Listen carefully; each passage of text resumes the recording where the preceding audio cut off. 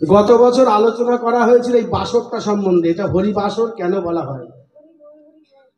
তারপর আলোচনা করা হয়েছিল হরিনামের অর্থ কি। হরিনাম যে হরে কৃষ্ণ কৃষ্ণ কৃষ্ণ হরে হরে, হরে রাম রাম রাম হরে হরে, এই 16 নাম 32 অক্ষর এর ব্যাখ্যা করা হয়েছিল। তারপরে সত্য তেতা দাপর কলি এই 4 যুগের ব্যাখ্যা করা হয়েছিল। ইন্দ্র এবং গৌতম মুনির স্ত্রী অহল্যার উপাখ্যান আমরা আলোচনা করেছিলাম। এবং এই হরিনাম প্রথমে যে শিবাসঙ্গনে মহাপ্রভু শুরু করেছিলেন সেই সম্বন্ধে আমরা আলোচনা করেছিলাম। শ্রীবাস ঠাকুর সম্বন্ধে আমরা আলোচনা করেছিলাম। তারপরে আমরা যে গ্রন্থটি এখানে পাঠ করতে চলেছি শ্রীমদ্ ভাগবত, এই ভাগবত শব্দের অর্থ ভয়াকার গ ব ত প্রত্যেকটা বর্ণের ব্যাখ্যা করেছিলাম। তারপরে চতুর্শ্লোকী ভাগবত যে ব্রহ্মাজি ভগবানের কাছে প্রাপ্ত হয়েছিলেন এবং সনকাদি ঋষিকে বলেছিলেন সেই সম্বন্ধে আমরা আলোচনা করেছিলাম। সনকাদি ঋষি রুদ্রদেবকে মহাদেবকে বলেছিলেন, মহাদেবের কাছ থেকে নারদজি পেয়েছিলেন, নারদজি বশিষ্ঠাদি ঋষিদেরকে বলেছিলেন। তারপরে ব্যাসদেব এই ভাগবত নিয়ে আলোচনা করেছিলেন। কশ্যপ মুনির 13টি স্ত্রীর গর্ভে 13 রকম প্রজাতির সৃষ্টি নিয়ে আমরা আলোচনা করেছিলাম। অনেক কিছু আলোচনা হয়েছিল গত বছর।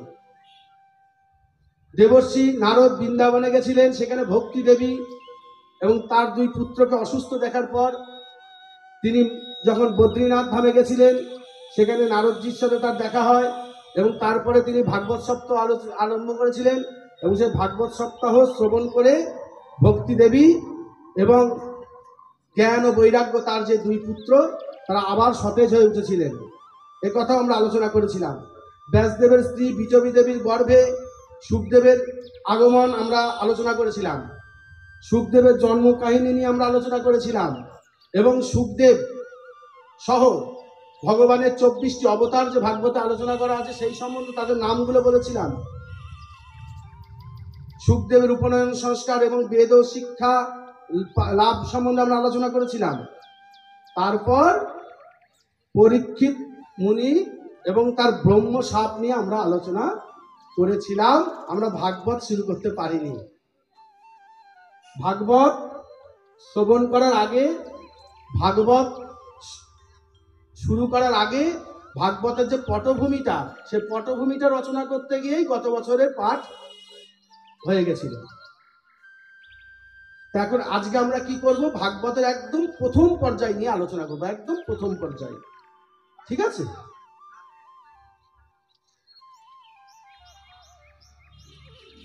কুরুক্ষেত্রের যুদ্ধ সমাপ্ত হয়ে গেছে। দৈপায়ন হ্রদে দুর্যোধন লুকিয়ে বসে আছে। যুদ্ধের সময় ভীমের গদার আঘাতে দুর্যোধনের উরু ভঙ্গ হয়ে গেছিল এবং ভগ্ন উরু নিয়ে দুর্যোধন গিয়ে দৈপায়ন হ্রদে লুকিয়েছিলেন। সেই সময় দুর্যোধনের কাছে গিয়ে উপস্থিত হলেন গুরুদেব দ্রোণাচার্যের পুত্র অশ্বত্থামা। অশ্বত্থামা গিয়ে বলছেন, মহারাজের জয় হোক। এই কথা শুনে দুর্যোধনের খুব রাগ হলো। হ্যাঁ, তুমি তো এখন এরকম বলবা, তুমি আমার বন্ধু না, তাই বিপদের দিনে আমার কাটা গায়ে নুনের ছিটা দিতে এসেছো। আমার রাজ্য সম্পত্তি চলে গেছে, আমাদের বংশে কেউ বেঁচে নেই, 99টা ভাই মারা গেছে, যুদ্ধে আমার সবকিছু শেষ হয়ে গেছে। আজকে আমি আত্মগোপন করে এই হ্রদের তলায় লুকিয়ে আছি, আর তুমি এসে বলছো যে মহারাজের জয় হোক। বলে সেটা আপনার ব্যাপার। অশ্বত্থামা বলে সেটা আপনার ব্যাপার, কারণ এটা তো আপনার দোষই হয়েছে। কারণ আপনি যখন যুদ্ধ করতে গেলেন তখন আপনি কি করলেন, সেনাপতিগুলোকে সব বুড়ো বুড়ো দেখে সেনাপতি নির্বাচন করলেন। কোথায় পিতামহ ভীষ্ম একজন বুড়ো, কোথায় দ্রোণাচার্য আমার বাবা সেও একজন বৃদ্ধ, কৃপাচার্য ইত্যাদি বৃদ্ধদের আপনি যুদ্ধে সেনাপতি নির্বাচন করলেন। ওই দিকে যুদ্ধ জয় করা যায়? আমার মতো ইয়ং ছেলেকে রাখতেন, দেখতেন আমি কি করে দিতাম। আজকে আপনার এই দশা হতো না। বলে বড় বড় বোলচাল দিও না তো, বড় বড় বলচাল দিও না, আগে বলতে পারলে না? বলে আমি এখনো পারি আপনাকে জিতাতে। বলে পারবা? বলে হ্যাঁ। আপনি বলুন যে আমি আপনাকে এখনো পারি আপনাকে জিতাতে। যদি তুমি জিতাতে পারো আমার অর্ধেক রাজ্য দিয়ে দেবো। এই নাও, আমি হ্রদের নিচে বসে আমি আজকে তোমাকে আমার সেনাপতি বলে নিযুক্ত করলাম। অশ্বত্থামা দুর্যোধন কাছে থেকে বিদায় নিয়ে চলে গেলেন। অশ্বত্থামা কে বুঝতে পারছো তো? অর্জুনের যে অস্ত্রগুরু ছিল দ্রোণাচার্য, সে দ্রোণাচার্যের পুত্র অশ্বত্থামা। চলে যাওয়ার পরে কি করবে সেটা ভাবছে, যে পাণ্ডবদের সঙ্গে কি করে এটে ওঠা যায়, কি বুদ্ধি পাকানো যায় ভাবছে। তখন দেখছে একটি গাছের তলায় বসেছিলেন রাত্রিবেলায় পেঁচারা এসে ওই কাকের বাসায় ঢুকে কাকের বাচ্চাগুলোকে মেরে দিচ্ছে। কেন মেরে দিচ্ছে না, দিনের বেলায় কাক পেঁচাকে খুব উৎপাত করে। দিনের বেলায় পেঁচা চোখে দেখে না, আর কাক যদি পেঁচাকে দেখতে পায় ঠুকরিয়ে ঠুকরিয়ে মেরে ফেলে। তাই পেঁচা করে কি, আগে থাকতেই রাত্রিবেলায় পেঁচার যদি কাকের বাসা দেখতে পায়, কাকের বাচ্চাগুলোকে আগে মেরে দিয়ে আসে। কেন? শত্রুকে আগে থাকতেই নির্মূল করে। ব্যাস, এইটা দেখেই অশ্বত্থামার মাথা ঘুরে গেল। বলে এই তো বুদ্ধি পেয়েছি। কি করলো অশ্বত্থামা? অশ্বত্থামা সঙ্গে সঙ্গে চলে গেল পাণ্ডব শিবিরে। পাণ্ডব শিবিরে গিয়ে যেই শিবিরে, যেই তাঁবুর ভিতরে দ্রৌপদীর 5টি পুত্র শুয়েছিল, দ্রৌপদীর 5টি পুত্র মানে 5 জন স্বামীর ঔরসে 5খানা পুত্র, যুধিষ্ঠির, ভীম, অর্জুন, নকুল, সহদেবের মাধ্যমে 5টি পুত্র দ্রৌপদী নিয়েছিল। সেই 5টি পুত্রের মাথাগুলো রাত্রিবেলায় কেটে নিয়ে চলে এসেছে অশ্বত্থামা। এসে দুর্যোধনকে দিয়েছে। দুর্যোধন বলছে কই দেখি দেখি দেখি দেখি দেখি কোনটা, যেটা মোটা মাথা সেইটা আমার কাছে দাও। কারণ দুর্যোধনের মোটা মাথার ওপর খুব রাগ। কে গো মোটা মাথা? হ্যাঁ, ভীম, যার 80 মণ গদার আঘাতেও কিছু হতো না। সে মোটা মাথার ওপর খুব রাগ। ছোটবেলায় একবার বিষ খাইয়ে জলে ফেলে দিয়েছিল। আর দুজনেই গদা যুদ্ধ করতো, তো সেই জন্য দুর্যোধনের বিশেষ রাগ ছিল ভীমের ওপর।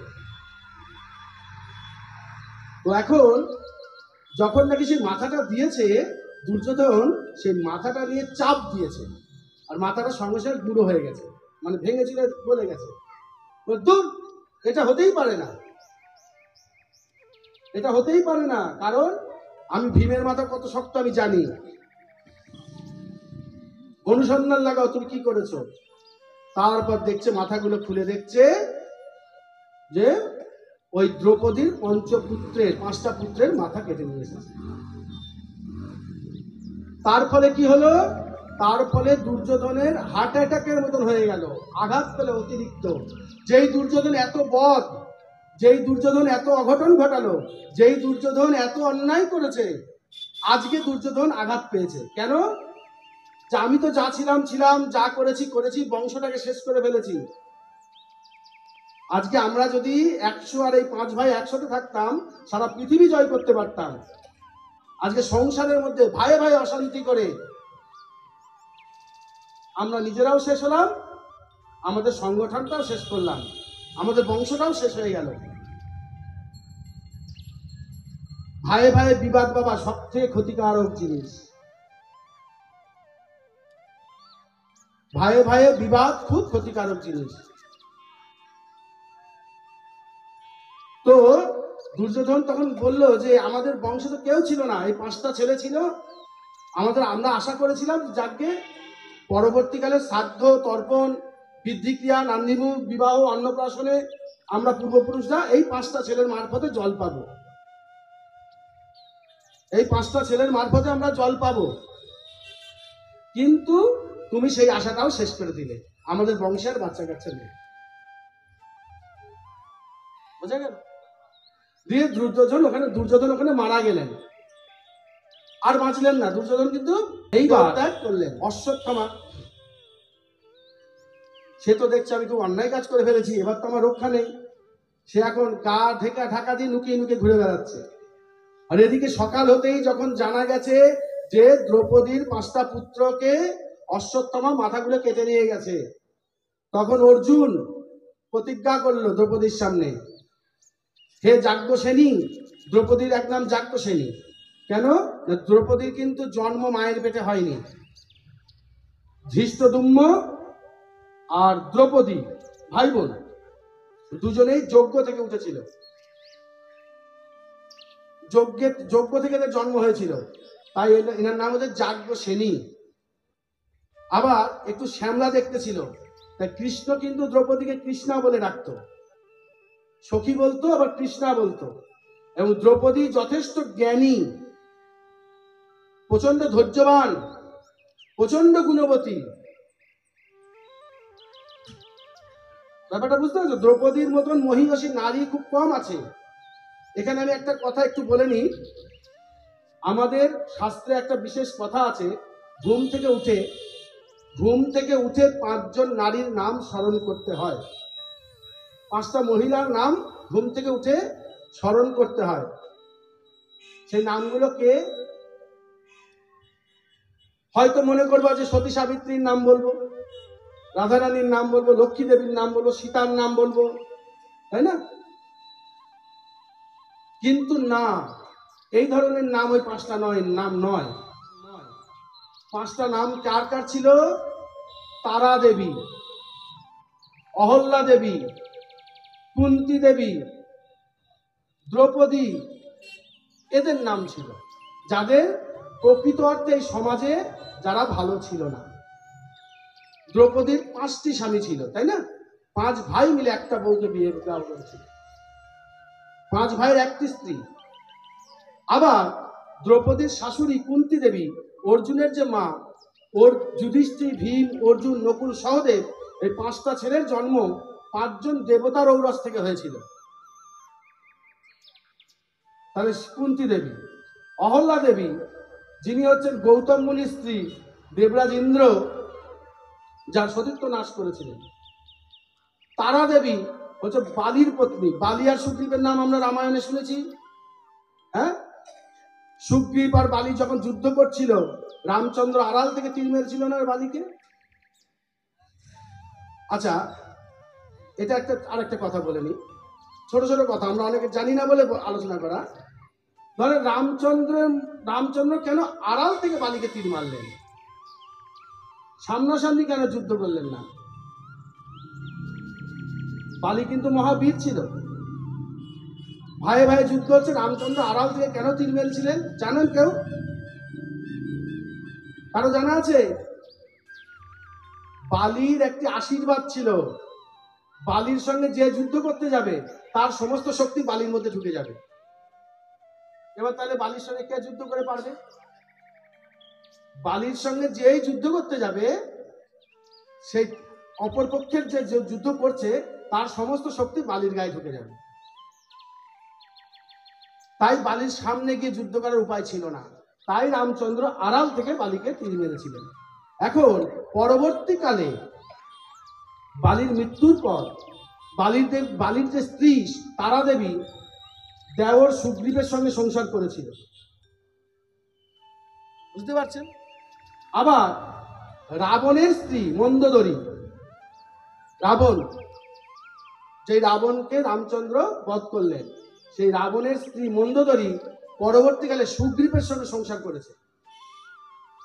তাহলে মোটের ওপর এই 5টা নারীকে কি ভালো মনে হচ্ছে? কিন্তু সকালবেলায় এদের নামটাই করতে বলেছে। কেন? না, তখনকার তাদের যে জীবনী, তাদের যে পরিস্থিতি, সেই পরিস্থিতিটাকে পড়ে তারপর তাদের নামে নিন্দা করতে হবে। কোন পরিস্থিতিতে তারা এই ঘটনাটা ঘটিয়েছিল, কেন তারা এই জায়গাটায় গেছিল, সেটা জানার দরকার।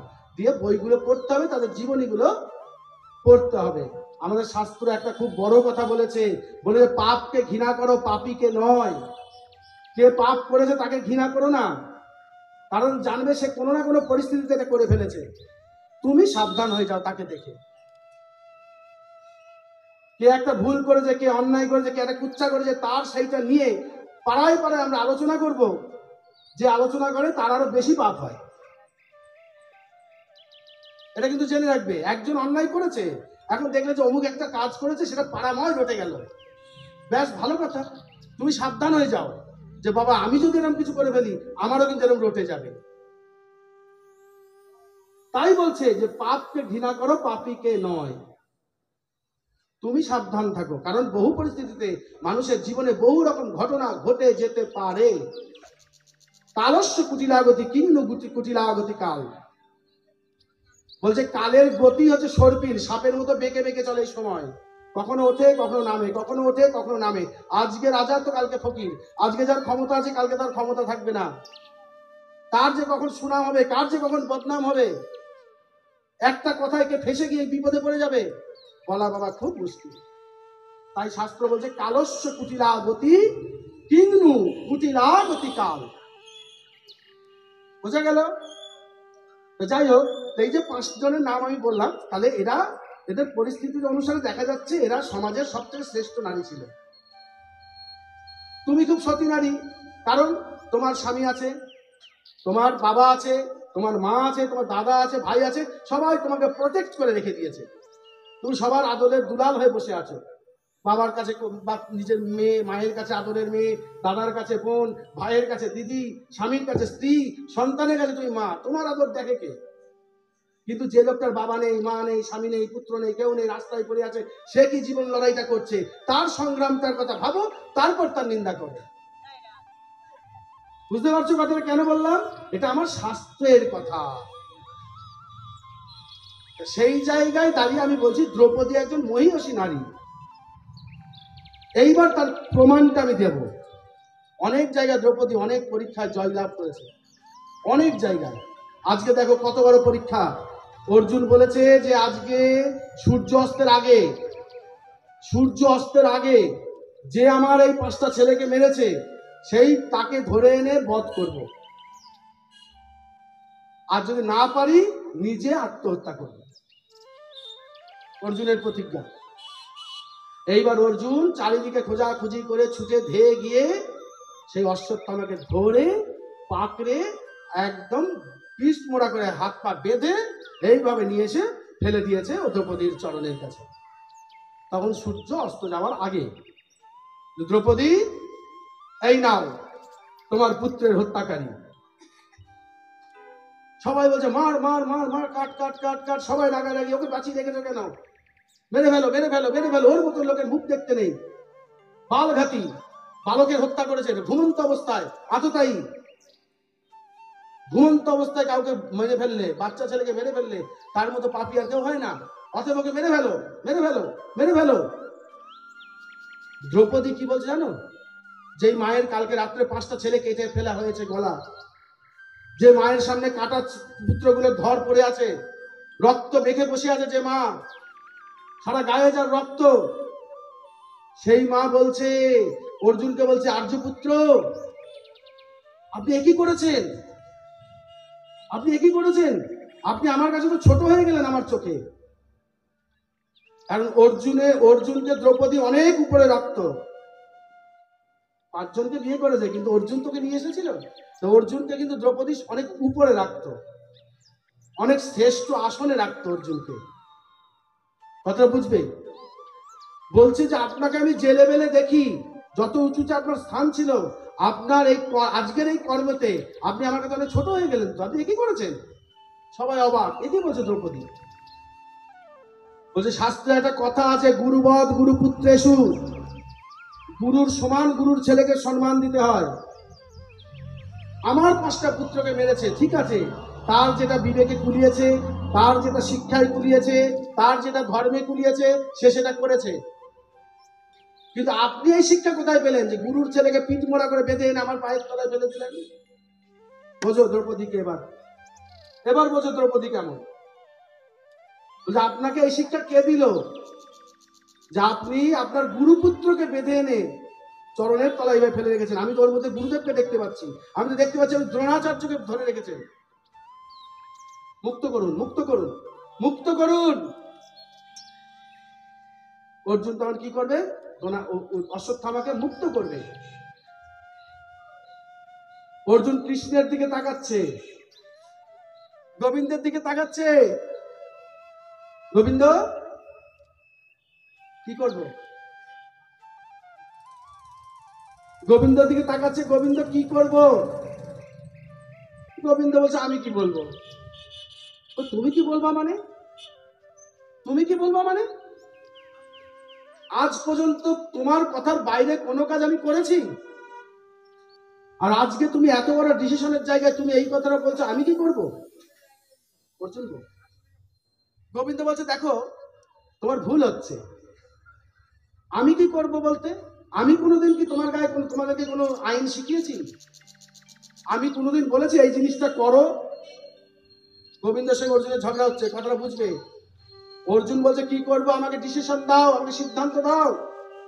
আর গোবিন্দ বলছে আমি সিদ্ধান্ত দিতে পারবো না, আমি কি সিদ্ধান্ত দেওয়ার মালিক নাকি? বলে বলো কি, সমস্ত তোমার সিদ্ধান্তই তো আমি করলাম। বলে কোনোদিন আমি তোমাদেরকে সিদ্ধান্ত দিইনি। কথাটা বুঝবে? কোনোদিন আমি তোমাদেরকে সিদ্ধান্ত দিইনি। বলে তুমি দাওনি? বলে না, আমি যা দিয়েছি শাস্ত্র সিদ্ধান্ত দিয়েছি, শাস্ত্রের ওপরে আমি কোনো কথা তোমাদেরকে কখনোই বলিনি। অর্জুন বুঝতে পারল।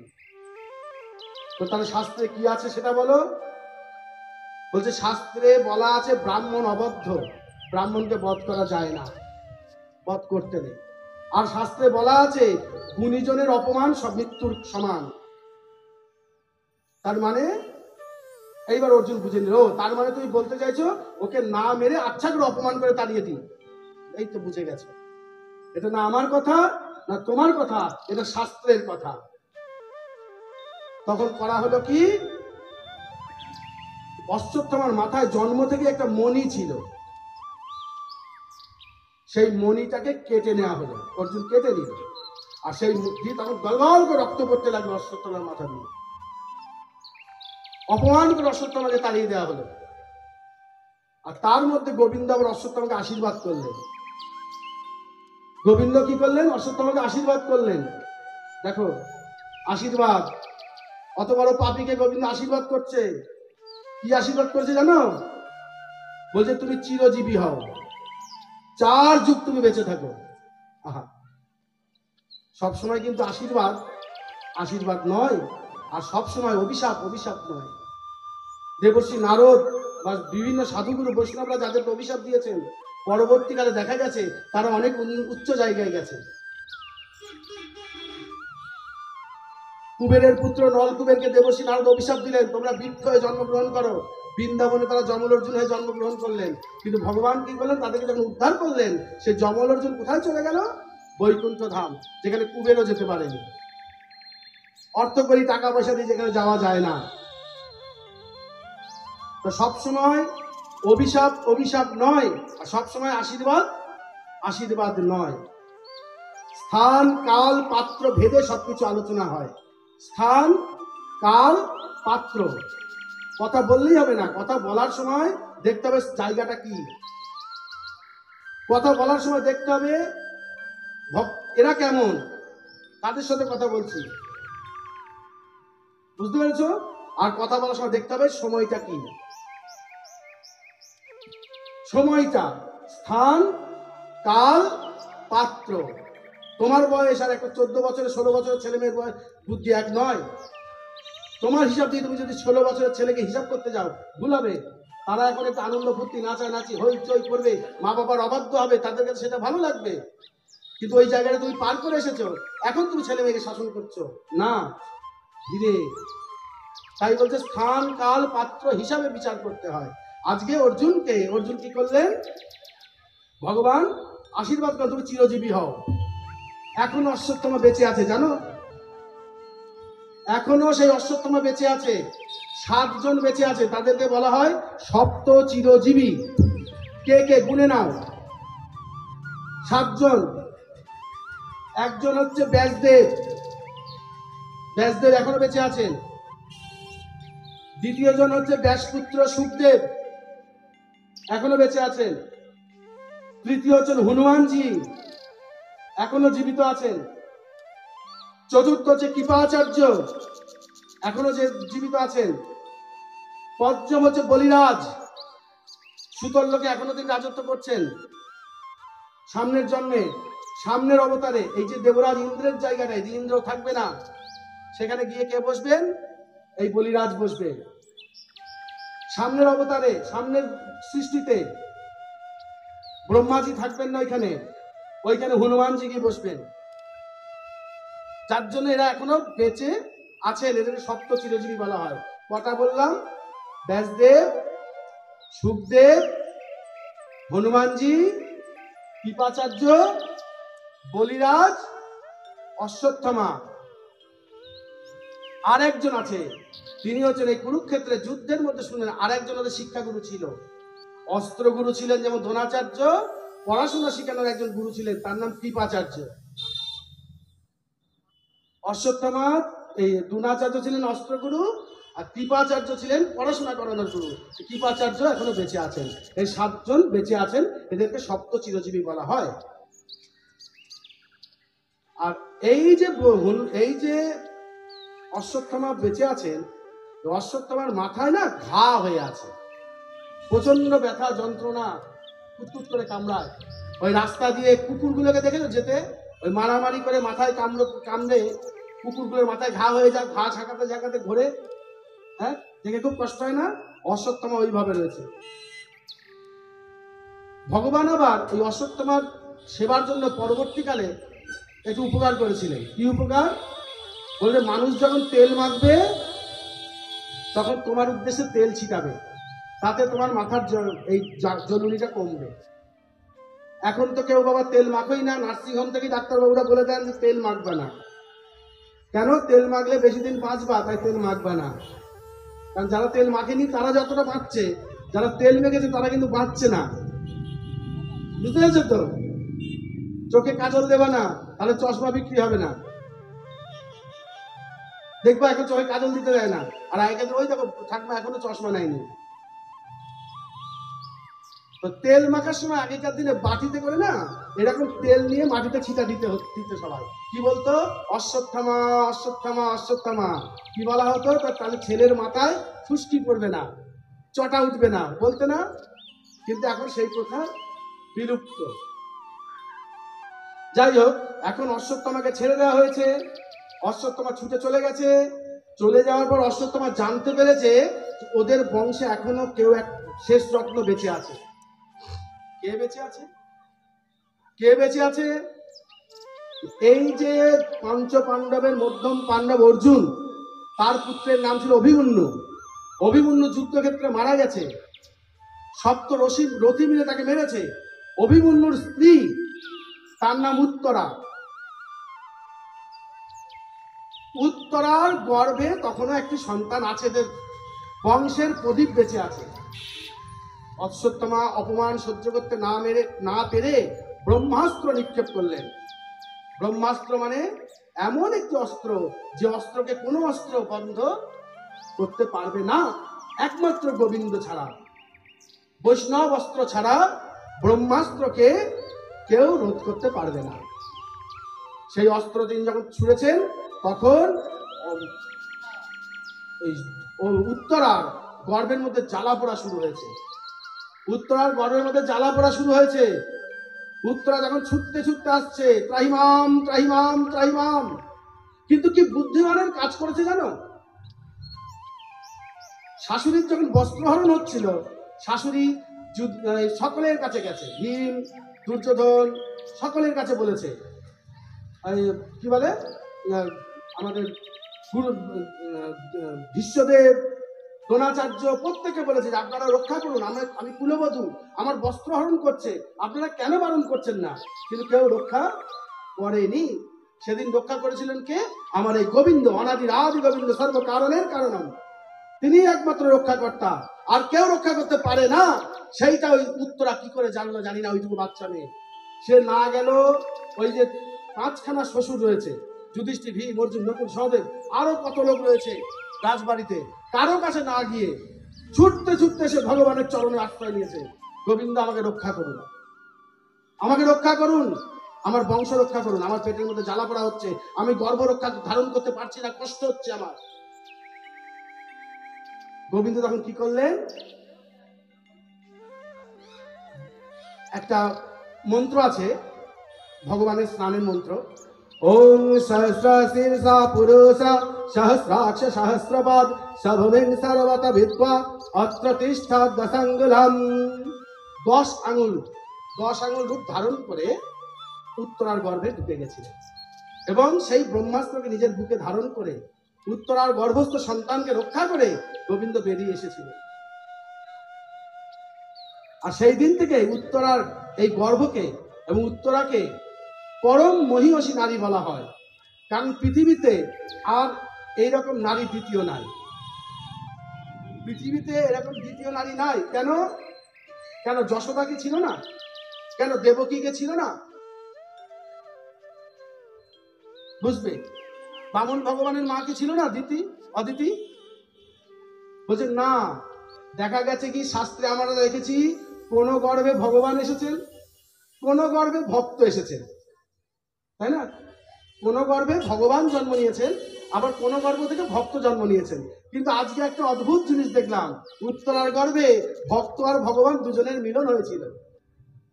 উত্তরার গর্ভে ভক্ত আর ভগবান দুজনকেই আজকে পাওয়া গেছিল। তাই উত্তরা হচ্ছে একজন মহিষী নারী। এরপর কি হলো? আস্তে আস্তে গর্ভ বৃদ্ধি হতে লাগলো। পঞ্চ পাণ্ডব স্বর্গারোহণ করেছে, ভগবান শ্রীকৃষ্ণ স্বধামে গমন করেছেন। পরবর্তীকালে এগুলো আমরা পাবো।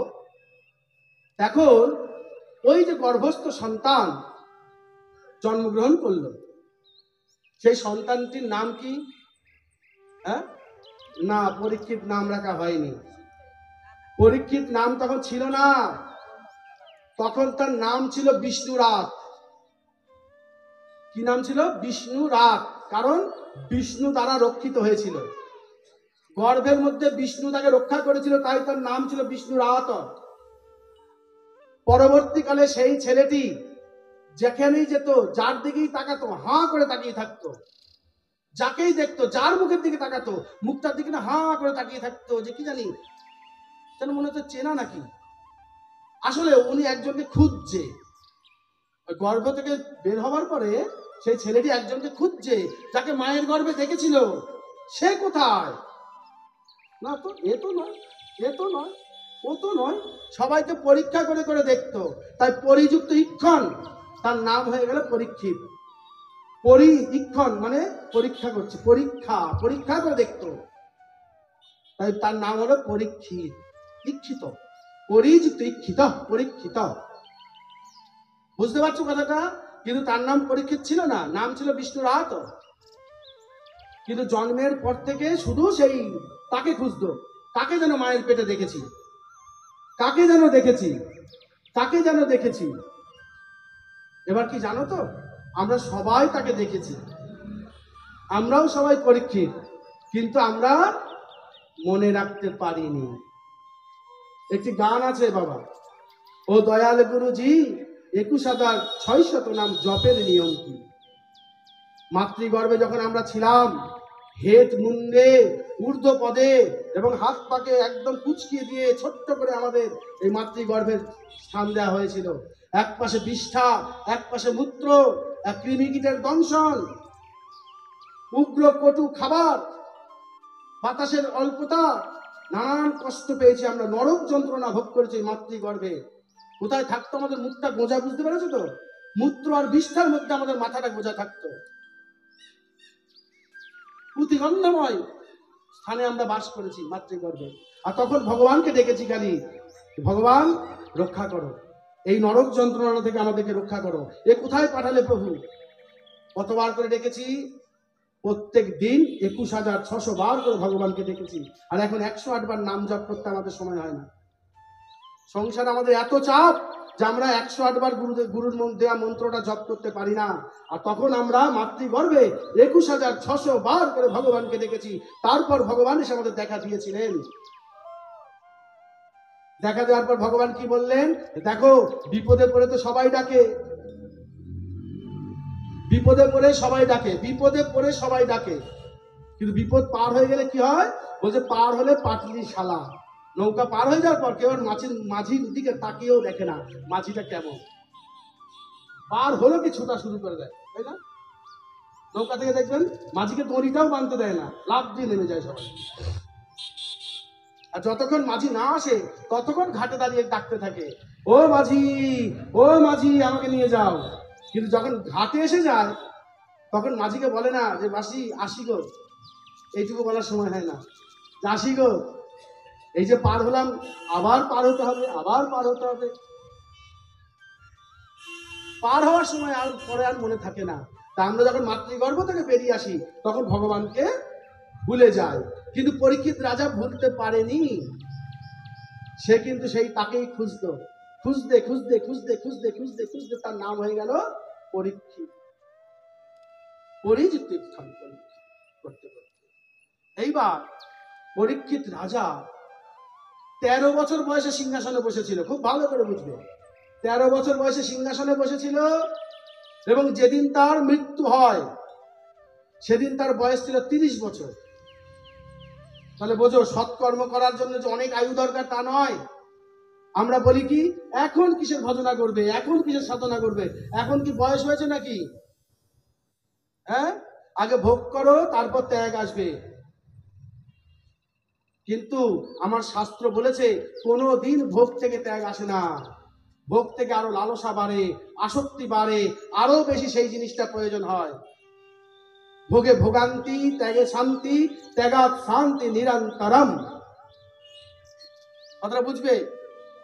আজকে আমি এখানে একটা আগুন জ্বালালাম, সেই আগুন জ্বালিয়ে তার মধ্যে কাঠ দিচ্ছি আর ঘি দিচ্ছি, আর কি বলছি, হে অগ্নিদেব, তুমি কত কাঠ খাবে খাও, কত ঘি খাবে খাও, হয়ে গেলে আমাকে বলবো, আর খাবো না। হ্যাঁ, বলবে কোনোদিন? বলো। হ্যাঁ, আমি আগুনে কাঠ দেবো, ঘি দেবো, আর অগ্নিদেবকে বলবো যে তুমি পেট ভরে খাও, কিন্তু হয়ে গেলে আমাকে বলো। হ্যাঁ, আমি সারা জীবন যদি কাঠ আর আগুন ঘি দিয়ে যাই, অগ্নিদেব কোনোদিন বলবে যে আর পারছি না? হ্যাঁ, বলবে না। আমাদের শরীরে 6খানা আগুন দেয়া আছে বাবা, ওটা তো বাইরে একটা আগুন। কামের আগুন আছে, ক্রোধের আগুন আছে, লোভের আগুন আছে, মোহের আগুন আছে, মাৎসর্যের আগুন আছে। কাম, ক্রোধ, লোভ, মোহ, মদ, মাৎসর্য। কাম মানে কামনা, বাসনা, চাই চাই চাই চাই চাই। ক্রোধ, একটু থেকে একটু আমার কোনো কিছু ঘটলেই আমার রাগ হয়ে যায়, রাগের কন্ট্রোল করতে পারি না। লোভ, পরের দেখলে লোভ হয়, আমার কেন হলো না, আমারও চাই। মোহ, কোনো কিছুর প্রতি আসক্তি হয়ে থাকা, আমার জিনিস আমি ছাড়বো না। মদ, মদ মানে অহংকার, আমি সবসময় আমি মনে করি আমি বুঝি একটা কেউ, আমি না থাকলে কি করে চলবে, সমাজটা কি করে চলবে, সংসারটা কি করে চলবে, দেশটা কি করে চলবে, আমার বউ বাচ্চা কি করবে, হায় হায় আমি মরে গেলে হয়তো আমার বউ কাঁদতে কাঁদতেই মরে যাবে। কিন্তু সেটা কি সত্যি? কেউ মরে গেলে কি কারোর জন্য কিছু ভেবে দেখেছে আজ পর্যন্ত? কিন্তু আমি তো মনে করছি যে আমি বুঝি অনেক কিছু। তো এর নাম মদ, আমি আমিত্ব ভাব। আর মাৎসর্য, মাৎসর্য মানে পরশ্রী কাতরতা। পরশ্রী কাতরতা কিরকম জানো? হ্যাঁ, পরশ্রী কাতরতা কেমন? মানে নিজের নাক কেটে পরের যাত্রা ভঙ্গ করা, অর্থাৎ পরের যেন আমার থেকে বেশি না হয়ে যায়। একজন ভক্ত ছিল, সে ভগবানকে খুব ডেকেছে, তো ভগবান দেখা দিয়েছে, বলো তুমি কি চাও। ভক্ত বলছে, ভগবান প্রভু আমি যা চাইবো তাই দেবে? বলে হ্যাঁ দেবো। আমার নাম কি? আমার নাম ভক্ত বাঞ্ছা কল্প তরু। আমার কাছে যে কোনো ভক্ত যা চায় আমি তাকে সেটা দিয়ে থাকি। আমার কাছে ভক্ত যা চায় আমি তাকে তাই দিই। অতএব তুমি যা খুশি চাইতে পারো। যা খুশি চাইবো দেবে? বলে হ্যাঁ। তাহলে প্রভু বলি? বলে বলো। যখনই বলতে যাবে ভগবান একটা কন্ডিশন দিয়ে দিলেন, ও দাঁড়াও দাঁড়াও দাঁড়াও, একটা কথা বলি। বলে কি? এই যে তুমি যা চাইবে চেয়ে নাও, আমার আপত্তি নেই, কিন্তু তোমার ওই যে পাশের বাড়ির দাদা আছে না, তাকে কিন্তু আমি ডবল দেবো। বলে কিরকম? বলে তুমি যদি বলো যে একটা গরু দাও, তোমাকে একটা দেবো, ওকে দুটো দেবো। তুমি যদি বলো যে লটারিতে যেন আমার 1 লাখ টাকা বাঁধে, কালকেই বেঁধে যাবে, কিন্তু পাশের বাড়ির লোকটা 2 লাখ টাকা বাঁধবে। তুমি যদি বলো যে আমাকে আমার যেন সুন্দরী স্ত্রী হয়, হবে, কালকে কিন্তু ওই লোকটার ডবল সুন্দরী স্ত্রী হবে। তুমি যদি বলো আমার বউর জন্য একটা ছেলে হয়, হবে, ওর বউর কিন্তু 2 জমজ ছেলে হবে। বলে কেন, তা কেন হবে? সেটা আমার ব্যাপার, সেটা আমার ব্যাপার। ভগবানের এরকম একটা দোষ আছে। কিরম দোষ বলো তো? ভক্তকে তো ভালোবাসেই, আর যে যে অভক্ত মনে করি আমরা তাকে যেন বেশি ভালোবাসে। দেখবা এই আমাদের মা বাবারও এরকম স্বভাব আছে। আমাদের মা বাবাগুলো এরকম, ভালো ছেলেকে ভালোবাসে না।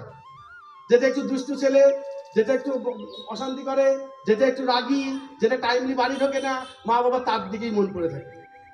আগে তো নাকি ভালো ছেলের কথা বেশি ভাবে না দুষ্টু ছেলের কথা বেশি ভাবে?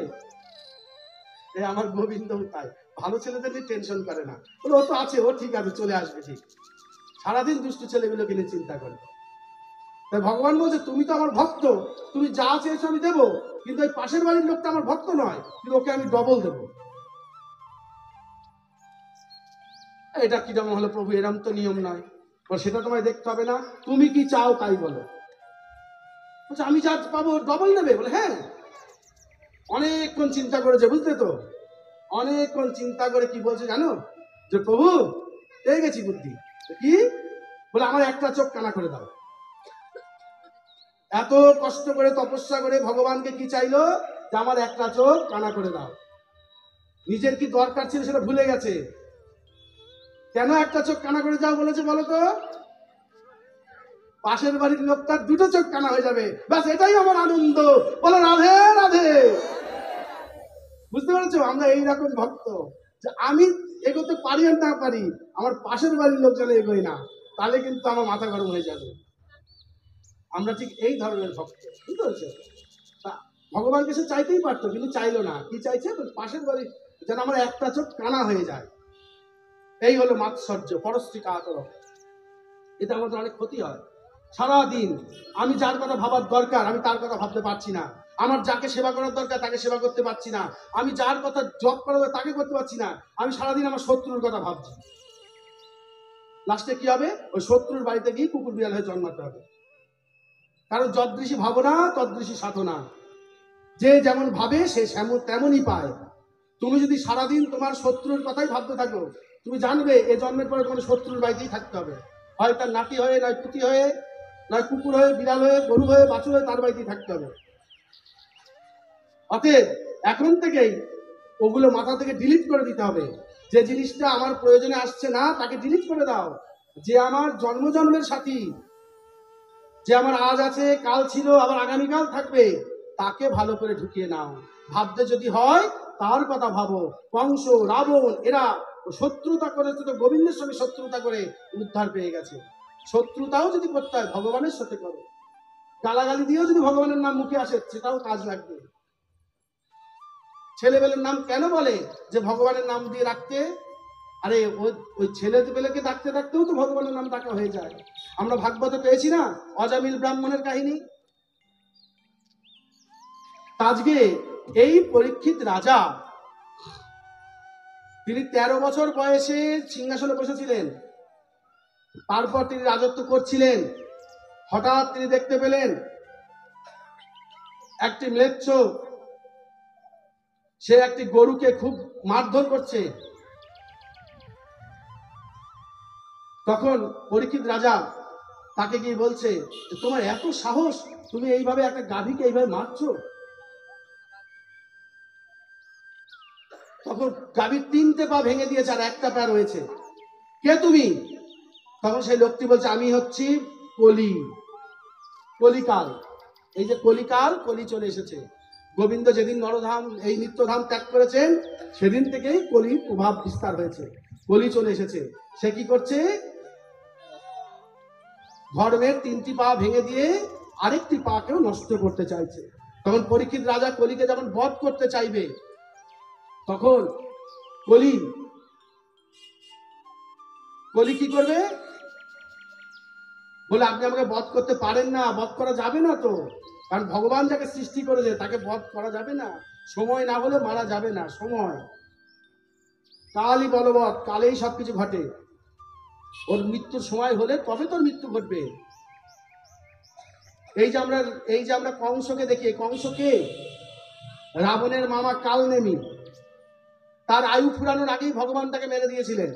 আয়ু ফুরানোর আগেই ভগবান মেরে দিয়েছিলেন। তাই জন্য তিনি আবার বলেছিলেন যে ওই কালনেমি কিন্তু আবার জন্ম নেবে, কারণ কালনেমির আয়ু ফুরায়নি, আবার তোমাদের জ্বালাবে। সেই কাল নেমি কংস হয়ে জন্মগ্রহণ করেছিলেন এবং যথাসময় ভগবানের হাতে উদ্ধার হয়েছিল। যার যখন সময় হবে, কলি বলছে আমার এখন অনেক সময়, অতএব এই কলিকে তুমি এখন মারতে পারবে না। তখন ভগবান বললেন, মারতে যদি না পারি, এই কলি পরীক্ষিত বলছেন, তাহলে আমি তোমাকে বন্দি করে রাখবো। সেটা তুমি পারো মহারাজ, তুমি আমাকে বন্দি করতে পারো, কিন্তু বধ করতে পারবে না। তখন বন্দি করা হলো কলিকে।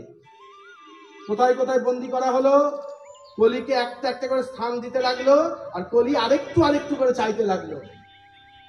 প্রথমে কলিকে স্থান দেওয়া হলো সুরিখানায়, অর্থাৎ মদের ভাটি। মদ যারা খায়, নেশাগ্রস্ত, হিরোইন খায়, চরস খায়, গাঁজা খায়, তা জানতে হবে তারা কলির কু কবলে পড়ে গেছে। দ্বিতীয় স্থান দেওয়া হলো জুয়া, লটারি। যারা লটারি কাটে, জুয়া খেলে, রেশের মাঠে যায়, ঘোড়া নিয়ে বাজি লড়ে, আবার ক্যাসিনো থেকে চাকা ঘোড়ায়, অনেক রকমের জুয়া খেলা আছে বাবা। এখন এই যে সব ক্রিকেট খেলার মধ্যেও টাকা লাগাচ্ছে, বহু রকমের বাজি লড়ছে, লড়ে খেলছে, বলে ওটা কলির কবল। 3 নম্বরে দুষ্ট নারী। দুষ্ট নারীর কবলে পড়ে অনেক পুরুষ নষ্ট হয়ে যায়।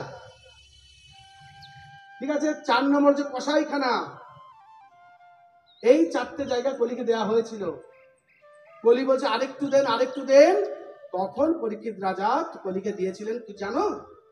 বলছে সুবর্ণের মধ্যে তুমি থাকবে। সুবর্ণ, সুবর্ণ মানে কাঞ্চন, যাকে আমরা সোনা বলি। এই সোনা বাবা সাধুরা ব্যবহার করতে চায় না, কারণ সোনার মধ্যে কলি আছে। সোনা বেচতে গেলে লস হবে, খাদ বাদ যাবে, আবার কিনতে গেলে খাদ কিনে আনতে হবে পয়সা দিয়ে। সোনা বাড়িতে থাকলে টেনশন, গলায় থাকলেও টেনশন। সোনা নিয়ে যত হানাহানি মারামারি হয়, সোনার মধ্যে কলির বাস আছে। এখন পরীক্ষিত রাজা কলিকে তো দমন করে দিলেন। এখন কলি করলো কি? পরীক্ষিত রাজার সোনার মুকুটে গিয়ে বাস করতে লাগলো। পরীক্ষিত রাজার সোনার মুকুটে গিয়ে বাস করতে লাগলো। তখন আমি খুব সংক্ষেপে বলছি বাবা, কারণ এই গল্পগুলো মোটামুটি সবাই শুনেছো আগে পরে। তখন পরীক্ষিত রাজা একদিন মৃগয়া করতে গিয়ে শ্রমিক মুনির আশ্রমে গেলেন, সেখানে জল চাইলেন। আশ্রমে কেউ ছিল না, শ্রমিক মুনি ধ্যানস্থ ছিলেন। তখন পরীক্ষিত রাজাকে কেউ জল দেয়নি। রাজার রাগ হলো। রাজা বেরিয়ে আসার সময় একটা মৃত সর্প নিয়ে গিয়ে শ্রমিক মুনির গলায় জড়িয়ে দিলেন।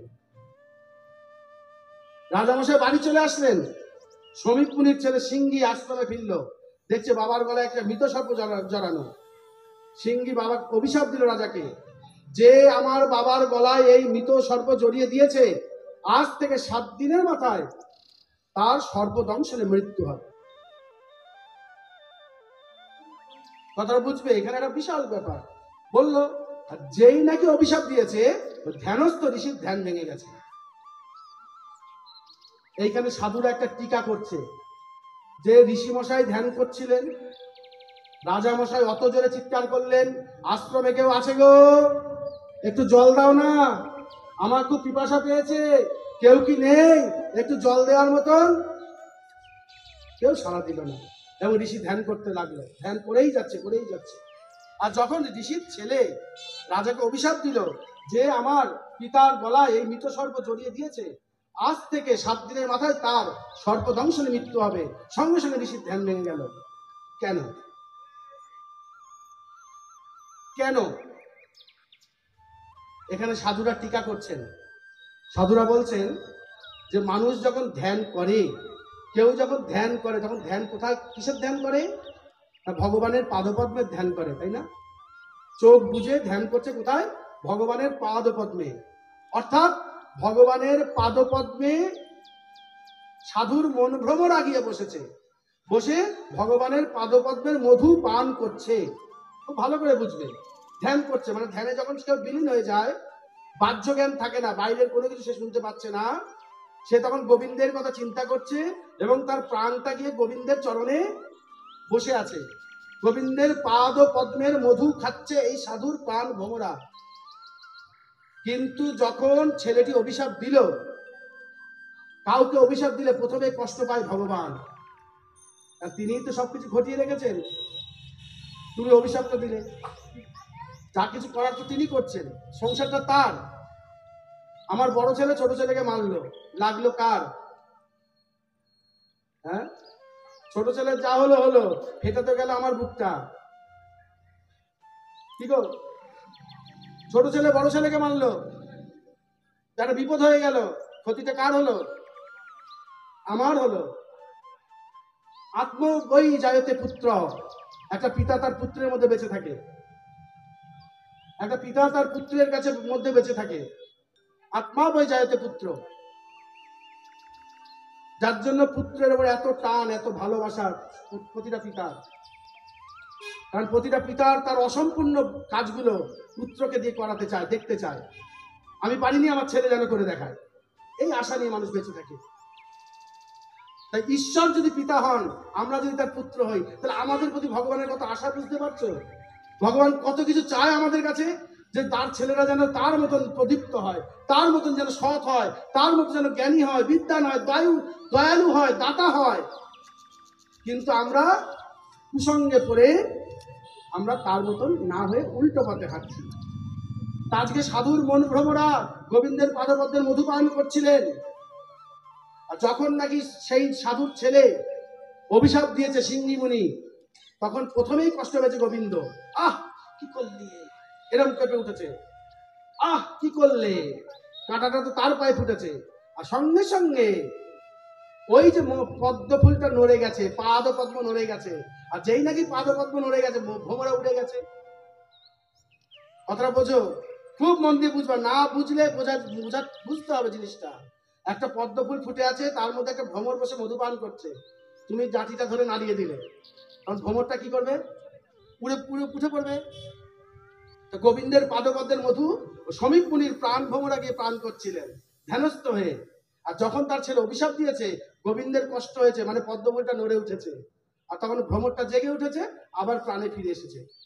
এই তুই কি করলি, কাকে অভিশাপ দিলি? রাজামশাইকে কেউ অভিশাপ দেয়? দোষ তো আমাদের। অতিথি নারায়ণ সে আশ্রমে এসে জল পায়নি, বিভিন্ন কথা হলো। এইবার তিনি সঙ্গে সঙ্গে লোক পাঠালেন, যাও রাজাকে গিয়ে খবর দাও যে আমার ছেলে অভিশাপ দিয়েছে, রাজা যেন কোনো একটা প্রতিকারের ব্যবস্থা করে। আর রাজামশাই বাড়ি গিয়ে যখন সিংহাসন মাথার মুকুটটা খুলে নামিয়ে রেখেছে, তখন রাজার মনে হচ্ছে, আরে বাবা, ছি ছি ছি ছি, এ কি কাজ করলাম আমি? একটা এত বড় বংশের ছেলে হয়ে আমি একটা সাধুর গলায় মৃত সর্প জড়িয়ে দিয়ে আসলাম। সাধুগুরু বৈষ্ণবের অপমানের থেকে বড় খারাপ কাজ আর কিছু জগতে নাই। সাধু গুরু বৈষ্ণবের প্রতি অপরাধ খুব খারাপ। আমি এত বড় কাজ খারাপ করলাম, আমার মৃত্যুই ভালো। তার মনে অনুশোচনা হচ্ছে। তখন গিয়ে খবরটা গেল। আচ্ছা, এইবার হচ্ছে এখানেও প্রশ্ন, মুকুটটা খুললো আর অনুশোচনা শুরু হলো কেন? মুকুটটা খুললো আর অনুশোচনা শুরু হলো কেন? ওই মুকুটটা ছিল সোনার, কলি তার মধ্যে ভর করে ওর বুদ্ধি নষ্ট করে দিয়েছিল। এই যে আমরা কলিহত জীব, আমাদের বুদ্ধিগুলোকে কে চিবি চিবি খাচ্ছে? কলি। হ্যাঁ, কলির বুদ্ধিতে আমরা চলছি, কলির কবলে কবলিত হয়ে আমরা চলছি। আমরা ভালো কাজ করতে গেলে 10 বার ভাবি, খারাপ কাজ করতে গেলে ভাবি না, করে ফেলি, তাই না? কলিতে এরকম করছে। তাই কলি ভর করেছিল মুকুটে। তার মধ্যে মুকুটটা আবার কার ছিল দেখো, মুকুট ওর না, মুকুট ওর বাবার না, মুকুটটা অর্জুনের না, যুধিষ্ঠির না, ভীমের না, কারো না। মুকুটটা ছিল একজন দুরাচারী রাজা। কে সেই দুরাচারী রাজা? যে হচ্ছে কংসের শ্বশুর, যার নাম জরাসন্ধ। 2 মায়ের পেটে অর্ধেক অর্ধেক জন্মেছিল, বাবা ওকে ভাগারে ফেলে দিয়ে এসেছিল। জরা নামে এক রাক্ষসী তাকে জোড়া দিয়েছিল, তাই তার নাম হয়েছে জরাসন্ধ। 1000 হাতির বল ধরত গায়ে। এবং কংসকে যখন ভগবান শ্রীকৃষ্ণ বধ করলেন, তখন কংসের 2 পত্নী ছিল, অস্তি আর প্রাপ্তি। এই 2 পত্নী কি আচার খেয়ে বাবার চরণে বললো, বাবা গো, এ দেখো আমাকে বিধবা করে ফিরিয়ে দিয়েছে। কে মারলো আমার জামাইকে? কৃষ্ণ। ব্যাস, জরাসন্ধ রাগ হয়ে গেল। জরাসন্ধ 17 বার মথুরাকে আক্রমণ করেছে, 17 বার মথুরাকে আক্রমণ করেছে কৃষ্ণর সাথে বধ করে, কৃষ্ণকে মারার জন্য। এবং প্রত্যেকবার কতগুলো করে সৈন্য ছিল, অবাক হয়ে যাবা শুনলে। কুরুক্ষেত্রের মাঠে 18 অক্ষৌহিণী সেনা ছিল। মনে করো 18 কোটি, অক্ষহীন হিসাব না বুঝতে পারো, মনে করো 18 কোটি। 18 দিন ধরে গোবিন্দ শেষ করেছিলেন সেই যুদ্ধ, তাই না? অত মহাবীর ছিল। কিন্তু জরাসন্ধ প্রত্যেকবার 21 অক্ষহীন সেনা নিয়ে ভগবানকে অ্যাটাক করতেন। কুরুক্ষেত্রের মাঠে 18 ছিল, তার থেকেও 3 অক্ষহীনী বেশি। 21 অক্ষহীনী সেনা নিয়ে জরাসন্ধ ভগবানকে অ্যাটাক করতেন।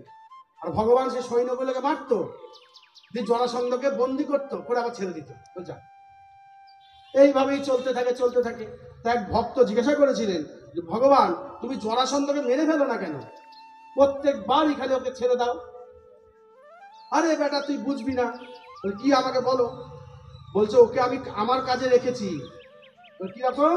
ও যত বদমাইশদেরকে গুছিয়ে গুছিয়ে নিয়ে আসে, আমার মারতে সুবিধা হয়। বলো রাধে রাধে। বোঝা গেল কথাটা? মানে কেন জরাসন্ধকে একবার মেরে ফেলে না, প্রত্যেকবার জরাসন্ধের 21 অক্ষহীনী সেনাকে মেরে দিয়ে জরাসন্ধকে ছেড়ে দেয়, এবং বারবার গোবিন্দ পালিয়ে যায়। এইখান থেকে ভগবানের একটা নাম হয়েছে রণছোর, যে যুদ্ধ ছেড়ে পালিয়ে যায়। গোবিন্দ বারবার পালিয়ে যেত, জরাসন্ধ খুঁজে পেত না, পিছন থেকে গালাগালি করত, আবার সৈন্য সামন্ত নিয়ে আসতো, আবার মারত, আবার সৈন্য নিয়ে আসতো, আবার মারতো, জরাসন্ধকে মারতো না। 21 বার এরকম এসেছে, এই 17 বার এসেছে, আর 21 অক্ষহীনী সেনা নিয়ে সেই প্রত্যেকবারই বধ করেছে। সেই জরাসন্ধের মাথার মুকুটটা কি করে পেল?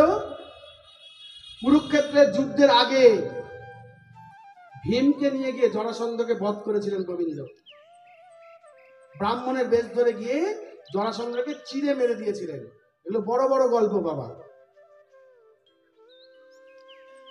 একদম ঠ্যাং দিয়ে চিড়ে দুভাগ করে দিয়েছিলেন, কারণ ওর প্রাণটা ওই দুভাগ না হলে যাবে না। ও দুভাগে জন্মগ্রহণ করেছিল, একদম হাফ হাফ করে। এই একটা চোখ, এক নাকের ফুটো, অন্ডকোষ, সমস্ত কিছু একটা একটা করে দুভাগ ছিল জন্মের সময়। ঠিক সেইভাবে চিরাতে তবেই জরাসন্ধ মৃত্যু হয়েছে। আর সেই মুকুটটা নিয়ে এসে রেখে দিয়েছিল, ওরা ব্যবহার করতো না। কিন্তু সেই মুকুটটা আজকে পরীক্ষিত রাজা পড়েছিল, যার ফলেই তার অত অহংকার হয়েছিল। তার মধ্যে কলির ভর। এইবার পরীক্ষিত রাজা খুব চিন্তিত হয়ে গেলেন, হাই রে, এখন কি করা যায়? আমার তো মৃত্যুই ভালো, আমি এত বড় অন্যায়টা করে ফেললাম। তখন পরীক্ষিত রাজা গঙ্গার তীরে গিয়ে বসলেন। পয়োপবেশন। পয়োপবেশন মানে কি? আর উঠবেন না, খেতে যাবেন না, শোবেন না, একেবারে সমস্ত কর্ম সেরে এসে বসলেন। আমৃত্যু ওখানে বসবেন, সাথে একটু গঙ্গা জল আর দুধ নিয়েছেন, পয়োপবেশনে বসলেন। আর সেখানে 60,000 ঋষি জড়ো হয়েছে, প্রত্যেকে বিভিন্ন মতবাদ দিচ্ছেন যে কিভাবে কিভাবে এই ব্রহ্মসাপ থেকে উদ্ধার পাওয়া যায়, কি কি করলে তোমার পাপ কেটে যাবে। অনেকেই অনেক জ্ঞান দিচ্ছেন, কিন্তু কোনো জ্ঞান কাজে লাগছে না, কারণ কারো কথা কারোর সাথে মিলছে না, এক একজন এক একটা কথা বলছেন। সেই সময়ে ওখানে গিয়ে উপস্থিত হলেন কে? ব্যাসদেবের পুত্র সুখদেব। ব্যাসদেবের পুত্র সুখদেব সেখানে গিয়ে পৌঁছালেন। আমি এর আগের দিন সুখদেবের জন্ম কথা বলেছি, আগের বছর। সুখদেব জন্মগ্রহণ করে বাড়ি থেকে চলে গেছিলেন। ব্যাসদেব আবার তাকে ফিরিয়ে এনেছিলেন। কিভাবে? কাঠুরিয়াদেরকে ব্যাসদেব কিছু মন্ত্র শিখিয়ে দিয়েছিলেন। কি মন্ত্র? গোবিন্দের রূপবর্ণনা। কাঠুরিয়ারা কাঠ কাটতে যেত বনে, আর সেইগুলো গোবিন্দের রূপবর্ণনা গান করে করে তারা কাঠ কাটতো। আর সেই গানগুলো শুনতে সুখদেবের খুব ভালো লাগতো।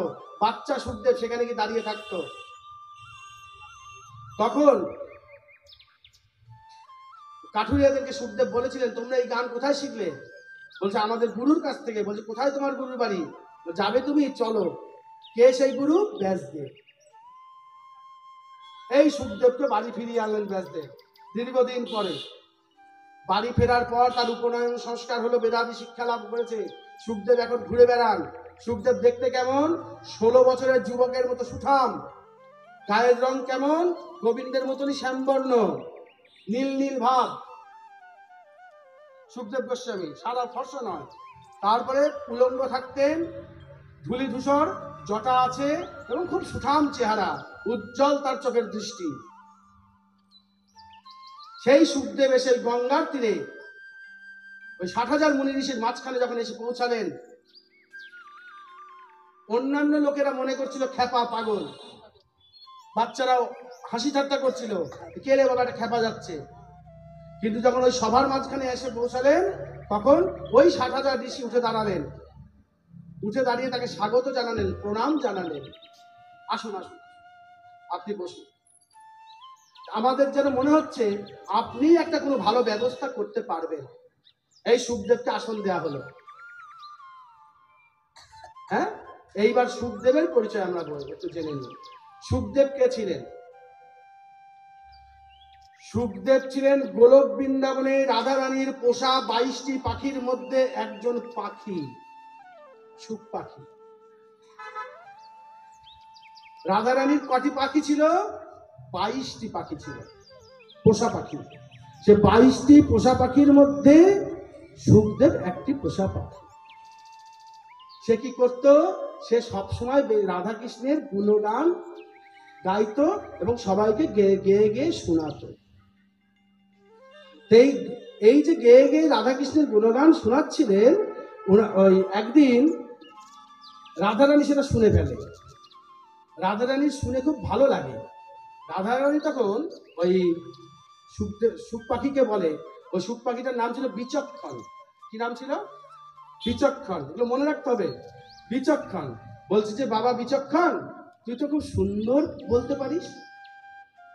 যাই হোক, আমি তোকে আশীর্বাদ করি, এই জগৎবাসীকে তুই এই কথা শুনিয়ে তাদেরকে উদ্ধার করার জন্য তুই যেন এই কাজটা, আমার মনোবাসনটা পূর্ণ করিস। কথাটা বুঝবে?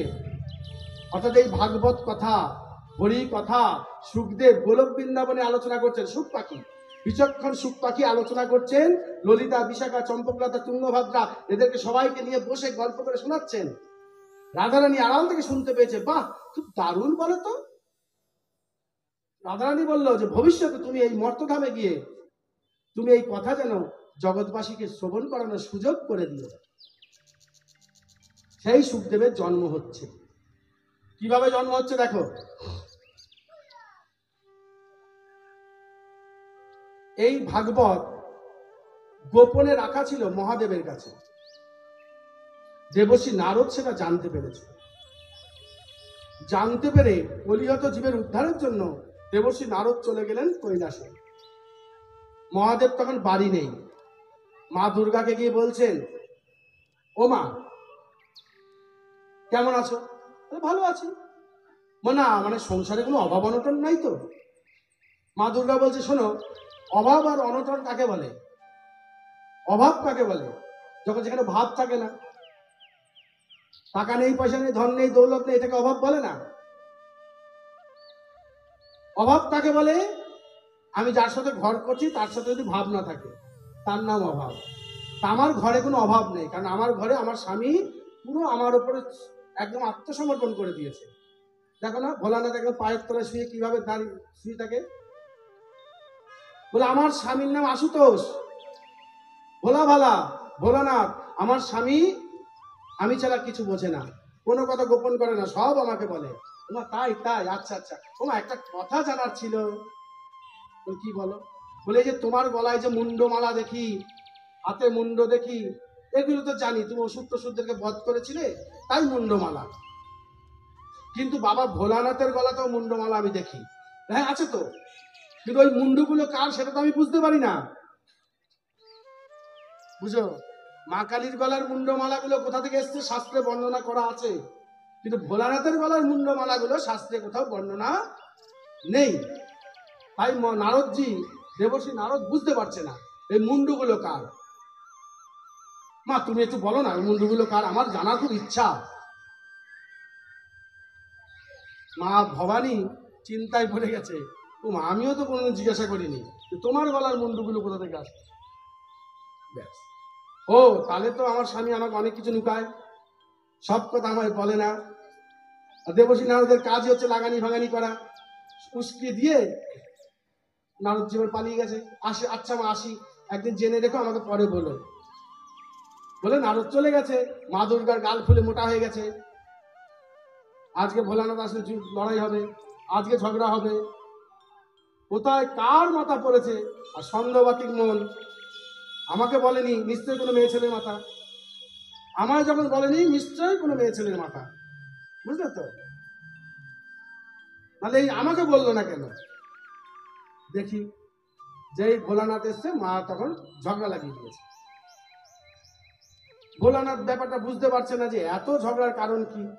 কিন্তু কিছুক্ষণ স্থির থাকার পর ভোলানাথ বলছে, আচ্ছা দেবর্ষি এসেছিল, বুঝে ফেলেছে যে নারদ ছাড়া এই কাঠি কেউ পারেনি, আর দেবর্ষি এই কাঠি করে গেছে, সংসার আগুন তৈরি হয়ে গেছে। এইবার ভোলানাথ তখন বলছে, কি হয়েছে আমাকে খুলে বলো।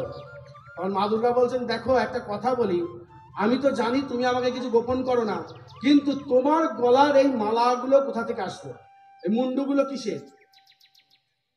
ভোলানাথ, ও এই কথা, আরে তোর আগে বলো, এই জন্য ঝগড়া করার কি আছে, কিসের মুন্ডু বলো? বলে এগুলো সব তোমার মাথা। মা দুর্গাকে ভোলানাথ বলছে, এগুলো সব তোমারই মাথা। আমার মাথা? আমার মাথা কি করে আসলো? বলে কেন, তুমি জানো এই আমাকে পাওয়ার জন্য তুমি কত জন্ম সাধনা করেছো? এক জন্মে গোবিন্দ প্রাপ্তি হয় না গো, কত জন্ম জন্মান্তর সাধনা করতে হয়, তবে ভগবানকে পাওয়া যায়। তো মা দুর্গা বহু জন্ম তপস্যা করে তবে ভোলানাথের মতো স্বামী পেয়েছিলেন। এগুলো সব তোমার মাথা, তুমি যত জন্ম সাধনা করেছো, আমি অলক্ষ্যে থেকে তোমার মুন্ডুগুলো তত জন্ম আমার কাছে রেখে দিয়েছি। আর সাধকের মাথা ভগবান ফেলবে না, সাধনা করেছে না, সেই মাথায় কিছু আছে, বুঝলে তো? গোবর ভরা নয়, কিছু আছে মাথায়। সেই রকম তোমার বহু জন্মের মাথাগুলো আমি আজকে মালা করে গলায় পরে আছি। তোমাকে ছাড়া আমি কাকে ভালোবাসি? মা বলছে, দেখো চালাকি করবা না, প্রতি জন্মের মাথা তুমি কুড়ি কুড়ি রেখে দিয়েছো, আর তুমি কোনোদিন মরনি। আমি মরেছি জন্মে জন্মে, আর তুমি মরনি। বলছি না, আমি তো মরি না, আমার নামই তো অমর। ভোলানাথের নাম কি? অমর। ভোলানাথের মৃত্যু আছে না, মৃত্যুঞ্জয়। সবাই মৃত্যু হয় আর ভোলানাথের কবলে যায়। কাল, মহাকাল, ভগবানের এপিট আর ওপিট। টাকার যেমন হেড আর টেল হয়, হরি আর হর, এপিট আর ওপিট। হরির নিন্দা করে হরের মন পাওয়া যাবে না, হরের নিন্দা করে হরির মন পাওয়া যাবে না বাবা। একদিন মা লক্ষ্মী ভগবানকে পদসেবা করতে করতে জিজ্ঞাসা করেছিলেন যে, হে গোবিন্দ একটা কথা বলি। বলো। বলছে, আমি তো তোমাকে ছাড়া দ্বিতীয় কিছু ভাবি না, তোমার চরণ তলেই পড়ে আছি, তুমি কি তদ্রূপ আমাকে ভালোবাসো? ভগবান বলেছিলেন না। মা লক্ষ্মীর মুখ ভার হয়ে গেছিল, না। তাহলে তুমি কাকে বেশি ভালোবাসো? বলছে, আমি শঙ্করকে বেশি ভালোবাসি। ভগবান মা লক্ষ্মীকে যতটা ভালোবাসেন তার থেকে অধিক ভালো কাকে বাসেন? শঙ্করকে। কেন? ভগবানের অতি প্রিয় হচ্ছে বৈষ্ণব, আর বৈষ্ণবের শিরোমণি কে? ভোলানাথ। বৈষ্ণবানাং যথা শম্ভু দেবানাম অচ্যুত যথা। দেবতাদের মধ্যে বিষ্ণু যেমন সর্বশ্রেষ্ঠ, দেবতাদের মধ্যে বৈষ্ণবদের মধ্যে ভোলানাথ শ্রেষ্ঠ। তা বৈষ্ণব নিন্দা করে, ভোলানাথের নিন্দা করে ভগবানের মন পাওয়া যাবে না। আরো অনেক গল্প আছে, আমি সেখানে যাচ্ছি না। এখন কথা হচ্ছে, তখন মা বলছেন যে তাহলে আমি যে মরিনি, তুমি যে মরো না, আর আমি মরি কেন? তুমি মরো না, শিবকে বলছে তুমি মরো না, তোমার মরণ নেই, তুমি মৃত্যুঞ্জয়, তাহলে আমি মৃত্যুঞ্জয়ী নয় কেন? মা দুর্গা বলছে, আমি কেন মরি খালি, তুমি কেন মরো না? তখন মহাদেব বলছেন, আসলে কি জানো, যে একবার ভাগবত শ্রবণ করে সে আর মরে না। ভগবান যে ভাগবত সৃষ্টি করেছেন, দেবদুর্লভ যে ভাগবত, অমৃতের থেকেও দুর্লভ যে ভাগবত, সেই ভাগবত আমার কাছে আছে, এবং সেটা গোপনে আছে, কেউ জানে না। আর সেই ভাগবতটা আমার কাছে আছে বলে আমি অমর হয়ে বসে আছি।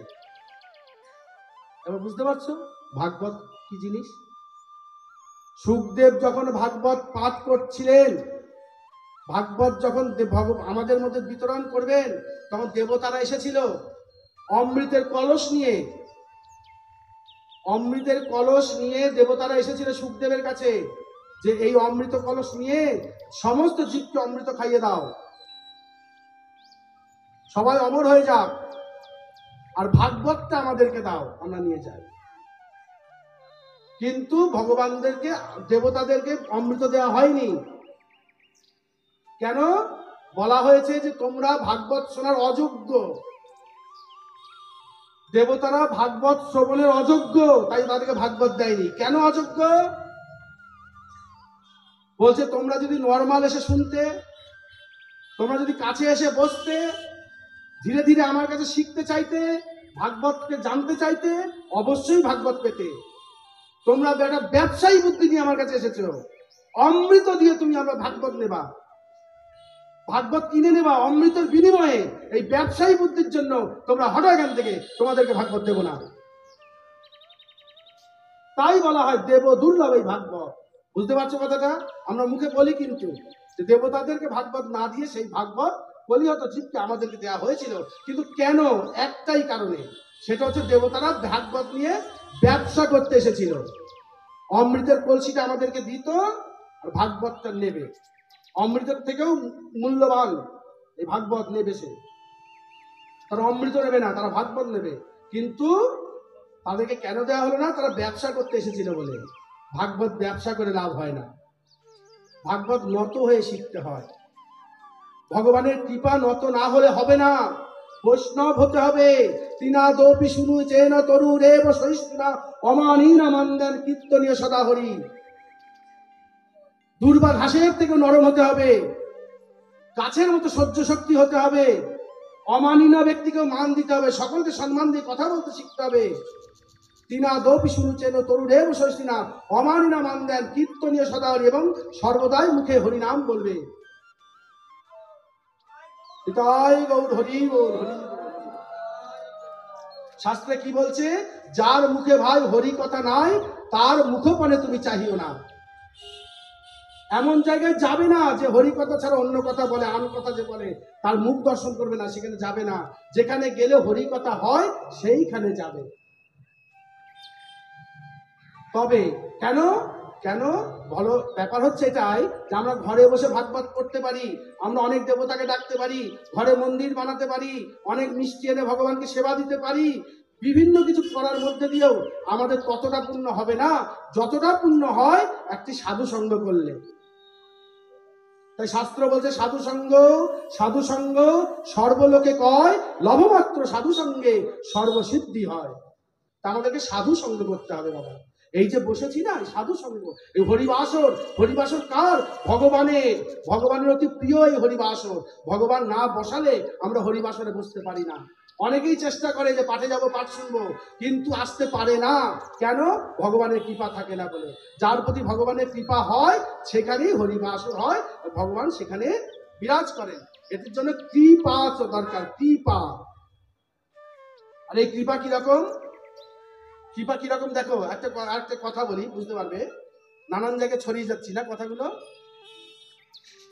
আমরা ভগবানের বাল্যলীলা দেখেছি বৃন্দাবনে। ব্রহ্মাজি গরু চুরি করে নিয়ে গেছিলেন, পরবর্তীকালে গরুগুলো ফেরত দিয়েছিলেন, এবং ভগবান ব্রহ্মাজিকে শাস্তি দিয়েছিলেন। সেই শাস্তি অনুসারে ব্রহ্মাজি আমাদের কলিযুগে জন্ম নিয়েছিলেন। কি হয়ে বলো? কলিযুগে ভগবান, বলো বলো, হরিদাস ঠাকুর। ব্রহ্মাজির শাস্তি হয়েছিল, যবন হরিদাস হয়ে ব্রহ্মাজি জন্ম নিয়েছিলেন, ঠিক আছে। কিন্তু ব্রহ্মার থেকেও একটা বড় অন্যায় পাপ একজন করেছিলেন। কে বলতো? ইন্দ্র, দেবরাজ ইন্দ্র। যখন ভগবান অন্নকূট করে গোবর্ধন পাহাড়ে পুজো করিয়েছিলেন, ইন্দ্রের পুজো বন্ধ করেছিলেন। ইন্দ্র তখন বৃন্দাবনকে ভাসিয়ে দিয়েছিল, ব্রজভূমি ধুয়ে দিয়েছিল, ঝড় বৃষ্টি দিয়ে ব্রজভূমিতে প্রচুর ক্ষতি করেছিল। 7 দিন ধরে মুষলধারে বৃষ্টি হয়েছিল, এবং ভগবান ব্রজবাসীকে রক্ষা করার জন্য বাঁ হাতের কড়ি আঙুলের মধ্যে গিরি গোবর্ধন পাহাড়কে তুলে ধরেছিলেন ছাতার মতো। হ্যাঁ, আর তার তলায় ব্রজবাসী আশ্রয় পেয়েছিলেন এবং রক্ষা হয়েছিলেন। পরবর্তীকালে ইন্দ্র যখন ক্ষমা চেয়েছিল, গোবিন্দ আমার অপরাধ হয়েছে, আমি এত বড় অন্যায় করেছি, গোবিন্দ কিন্তু ইন্দ্রকে কোনো শাস্তি দেয়নি। এবার বুঝো কথাটা, প্রশ্নটা বুঝতে হবে। দিয়েছিল ইন্দ্রকে কোনো শাস্তি? কারো জানা আছে গোবিন্দ ইন্দ্রকে কোনো শাস্তি দিয়েছিল? কিন্তু ব্রহ্মাকে এত বড় শাস্তি দিলেন তিনি, আর ইন্দ্রকে শাস্তি দিলেন না কেন? কেন? বলছি ইন্দ্র, তুমি অন্যায় করেছো ঠিকই, তুমি একটা ভালো কাজও করেছো। তুমি একটা অন্যায় কাজ করেছো, কিন্তু ভালো কাজ করেছো, তার জন্য আমি সব মাফ করে দিয়েছি। কি বলে, 7 দিন আমি এক জায়গায় দাঁড়িয়ে আমার ভক্তগুলোকে দেখতে পেয়েছিলাম। রাধা রানীকে আমি 7 দিন আমার নয়ন দেখে দেখতে পেয়েছিলাম। ভাবো, ওই যে গোবর্ধন পাহাড় 7 দিন ধরে দাঁড়িয়েছিলেন ধরে, আর সমস্ত ব্রজবাসী গোপিনী সখা সখী সহ রাধারানী সকলে পিতা মাতাকে নিয়ে ওই যে 7 দিন এক জায়গায় গোবিন্দ দাঁড়িয়েছিলেন। বলছে গোবিন্দ বলছে, আমার কি সুখ হয়েছিল জানো? আমার তো এতটুকু কষ্ট হয়নি, কারণ আমার দৃষ্টিটা ছিল রাধার দিকে। আমার আল্লাহর শক্তি রাধারানী, তার উপরে সেই তো ধরেছিল পাহাড়, আমি তো পাহাড় ধরিনি, আমি তো শুধু রাধাকে দেখেই গেছি। গোবিন্দের শক্তি কে? হ্যাঁ, শাস্ত্র বলছে লোকের বিপদ হলে ডাকে মধুসূদন বলে, লোকের বিপদ হলে ডাকে মধুসূদন বলে, আর তোমার বিপদ হলে বাঁশিতে কহ রায় কিশোরী রাধে রক্ষা করো। রাধা ছাড়া গোবিন্দের অন্য কোনো স্থানই নেই। 7 দিন ধরে ওই যে রাধা রানীকে দর্শন করেছেন, ওই শক্তিতেই শক্তিমান হয়ে আমার গোবিন্দ গিরি গোবর্ধনকে ধারণ করে রেখে নাম হয়েছিল গিরিধারী। বলে গিরিধারী ভগবান কি। এর মধ্যে আর একটা ঘটনাও ঘটে গেছে। এই যে 7 দিন দাঁড়িয়েছিল, 7 দিন পরে যখন পাহাড়টা নামিয়ে রাখা হয়েছিলেন, তখন মা যশোদা কি করেছিল জানো? 7 দিনের খাবার জমিয়ে রেখেছিল। আমার গোপাল 7 দিন খায়নি। যশোদা ভগবানকে দিনের মধ্যে 8 বার খেতে দিতেন। তোমরা কবার দাও ছেলেকে খেতে? হ্যাঁ, মায়েরা ছেলেকে দিনে কবার খেতে দাও? আমার গোবিন্দকে যশোদা মা, এখন তো গোপালের মা দেশে বেড়ে গেছে অনেক বাবা, এখন প্রচুর গোপালের মা, বুঝতে পেরেছো তো? কিন্তু আমার যশোদা মা গোপালকে 8 বার করে খেতে দিতেন। 7 দিন খেতে দেওয়া হয়নি বলে যশোদা মা একসাথে কবার খেতে দিয়েছিল বলো তো? 7 8টা 56। সেই দিন থেকে 56 ভোগ চালু হয়েছে, তার আগে 56 ভোগ ছিল না বাবা। এই যে 56 ভোগ দেওয়া হয় না, গোবিন্দের 56 ভোগ কোথা থেকে চালু হলো? মা যশোদাই দিয়েছিলেন। ওই গিরি গোবর্ধন পাহাড়টাকে হাত থেকে নামানোর পরে মা যশোদা সেদিন গোবিন্দকে 56 ভোগ দিয়েছিলেন। সেই দিন থেকে 56 ভোগ চালু হয়েছিল। এর মধ্যে আরেকটা ঘটনা ঘটে গেছিল। শ্রীদাম গোবিন্দের বাল্য সখা, সে বিয়ে করতে গেছে, আর গোবিন্দ বলেছেন যে শোন, আমি তোর বন্ধু। বলে হ্যাঁ, তোর বউর মুখ কিন্তু আমি প্রথম দেখব, তোর বউর মুখ আমি প্রথম দেখবো, আর যেন কেউ না দেখে, আগে আমি দেখবো। বলে ঠিক আছে, তাহলে গ্রামের বাইরে দাঁড়িয়ে থাকিস, গ্রামে ঢোকার আগেই দেখে নিবি।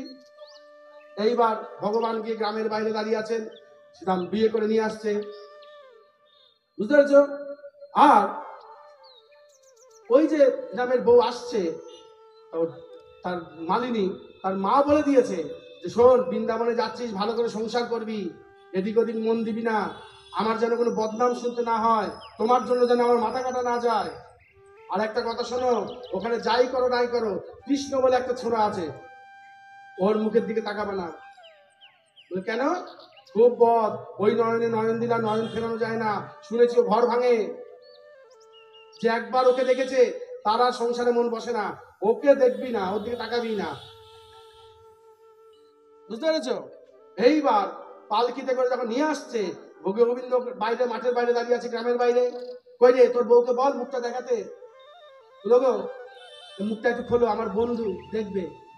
মুখটা খুলতে যাচ্ছে, বুঝলে তো? আর বলছে এই কৃষ্ণ, ওই দেখ মুখটা দেখ। যেই না বলছে এই কৃষ্ণ মুখ দেখ, সঙ্গে সঙ্গে মুখ এই যে ঢেকেছে, আর মুখ দেখে।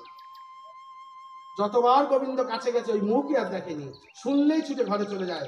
বৃন্দাবনে বাস করে, অথচ গোবিন্দের মুখ দর্শন করে না। সে আজকে দেখেছে, মাধবী আজকে দেখেছে। কি দেখেছে? ওই গোবর্ধন পাহাড় যখন চাগানো হয়েছিল, সেই ঘোমটার ফাঁক দিয়ে টুকি টুকি করে এই ভগবানের এই আঙুলটা দর্শন করেছিল। কি দেখেছিল বাবা? এই আঙুলটুকু। ওই আঙুলটুকু দেখে সবাইকে বলছে, আচ্ছা আঙুলটা কার রে, অত সুন্দর আঙুলটা?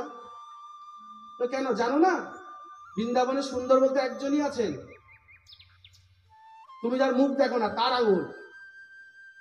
বলিস কি, এত সুন্দর আঙুল? তাহলে সে দেখতে কেমন? দিয়ে মাকে গালাগালি দিচ্ছে, মা তুমি কি করলে, আমার জীবনটাই নষ্ট করে দিলে মা।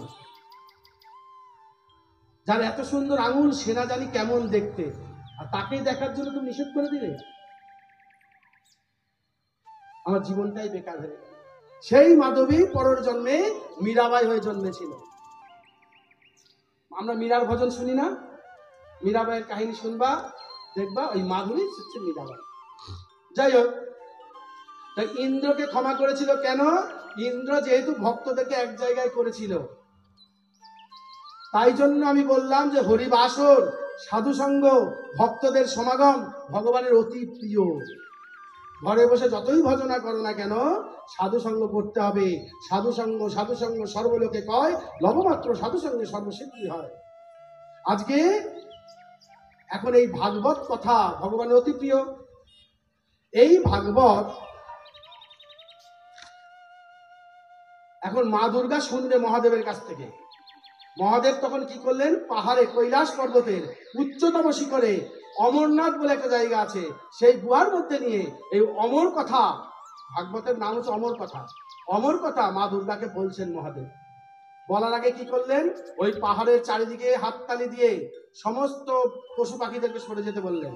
চারিদিকে বরফের মাঝখানে গুহা, সমস্ত পশু পাখি বেরিয়ে চলে গেল, কেউ নেই, নির্জন স্থান, কেউ যেন শুনতে না পায়। সেই সময় বলতে শুনতে, এবার একটা সুখ পাখি ছিল সেখানে বসে, মহাদেবের আদেশে সেই সুখ পাখি উড়ে চলে গেছে। সে ডিমে তা দিচ্ছিল, সে চলে গেছে আর ডিমটা পড়ে গিয়ে ফেটে গেছে। এখন মহাদেব এই অমর কথা মা দুর্গাকে বলছেন, আর মা দুর্গাকে বলেছেন, দেবী একটা কথা বলি, আমার কাছে তো কোনো লিখিত গ্রন্থ নেই, সবই আমার মনের মধ্যে, আমি ধ্যানস্থ হয়ে তোমাকে ভাগবত বলবো, আর তুমি শুনতে শুনতে মাঝে মাঝে হুঙ্কার দেবে। হুঙ্কার মানে কি? মানে একটু সাড়া দেবে। তুমি তো জেগে আছো না ঘুমাচ্ছ, আমি বুঝবো কি করে? কারণ কি বলতো, এই পাঠের আসলে ঘুম আসে খুব বেশি। এটা একটা কলির কাজ, মায়ার কাজ। কিছু কিছু লোক আছে, তারা কোথাও ঘুমাক না ঘুমাক, বাড়িতে ঘুমায় না, 2টো 2:30 বেজে গেলে ঘুমাবে না, পাঠে আসলে সে ঘুমাবে, অভ্যাস। ঠিক আছে? তা সেই রকম এখন যদি মা দুর্গা ঘুমিয়ে পড়ে, তাই মহাদেব বলেছেন তুমি মাঝে মাঝে বলবা, ও আচ্ছা আচ্ছা তাই তাই, ও মা তাই নাকি, তাই নাকি, বেশ বেশ, আচ্ছা আচ্ছা বলো বলো বলো। একটা যারা পাঠক শ্রোতা, শ্রোতাগুলো দেখেন মাটির পুতুল হয়, বক্তা কি করে পাঠ করবে? কেন আমি বললাম তোমাদের মুখগুলো আমার দেখার দরকার, কে হাসছো, কে বিরক্ত হচ্ছ, কে কিভাবে নিচ্ছ, আমি এখানে দেখবো তো, তাই না? মুখগুলো না দেখলে আমি তো বুঝতে পারবো না কাকে বলছি, মাটির পুতুলকে তো বলছি না। তা মহাদেব বললেন, দেবী মাঝে মাঝে হুঙ্কার দেবে। এইবার মা দুর্গা শুনতে শুনতে কখন যেন ঘুমিয়ে পড়েছে, নিদ্রা দেবী তাকে ভর করেছে। মা দুর্গা ঘুমিয়ে পড়েছেন, এদিকে ভাগবত কথা চলছে, মহাদেব ধ্যানস্থ, চোখ বন্ধ করে ভাগবত বলছেন। যদি ভাগবত থেমে যায়, ওই যে ডিমটা পড়েছিল না সুখ পাখির, সেই ডিমটা থেকে বাচ্চা হয়ে গেছে, আর বাচ্চা হয়েই ভাগবত শুনছে। এই বাচ্চাটা কে? সেই রাধারানীর বিচক্ষণ সুখ পাখি, জন্ম হলো এখানে।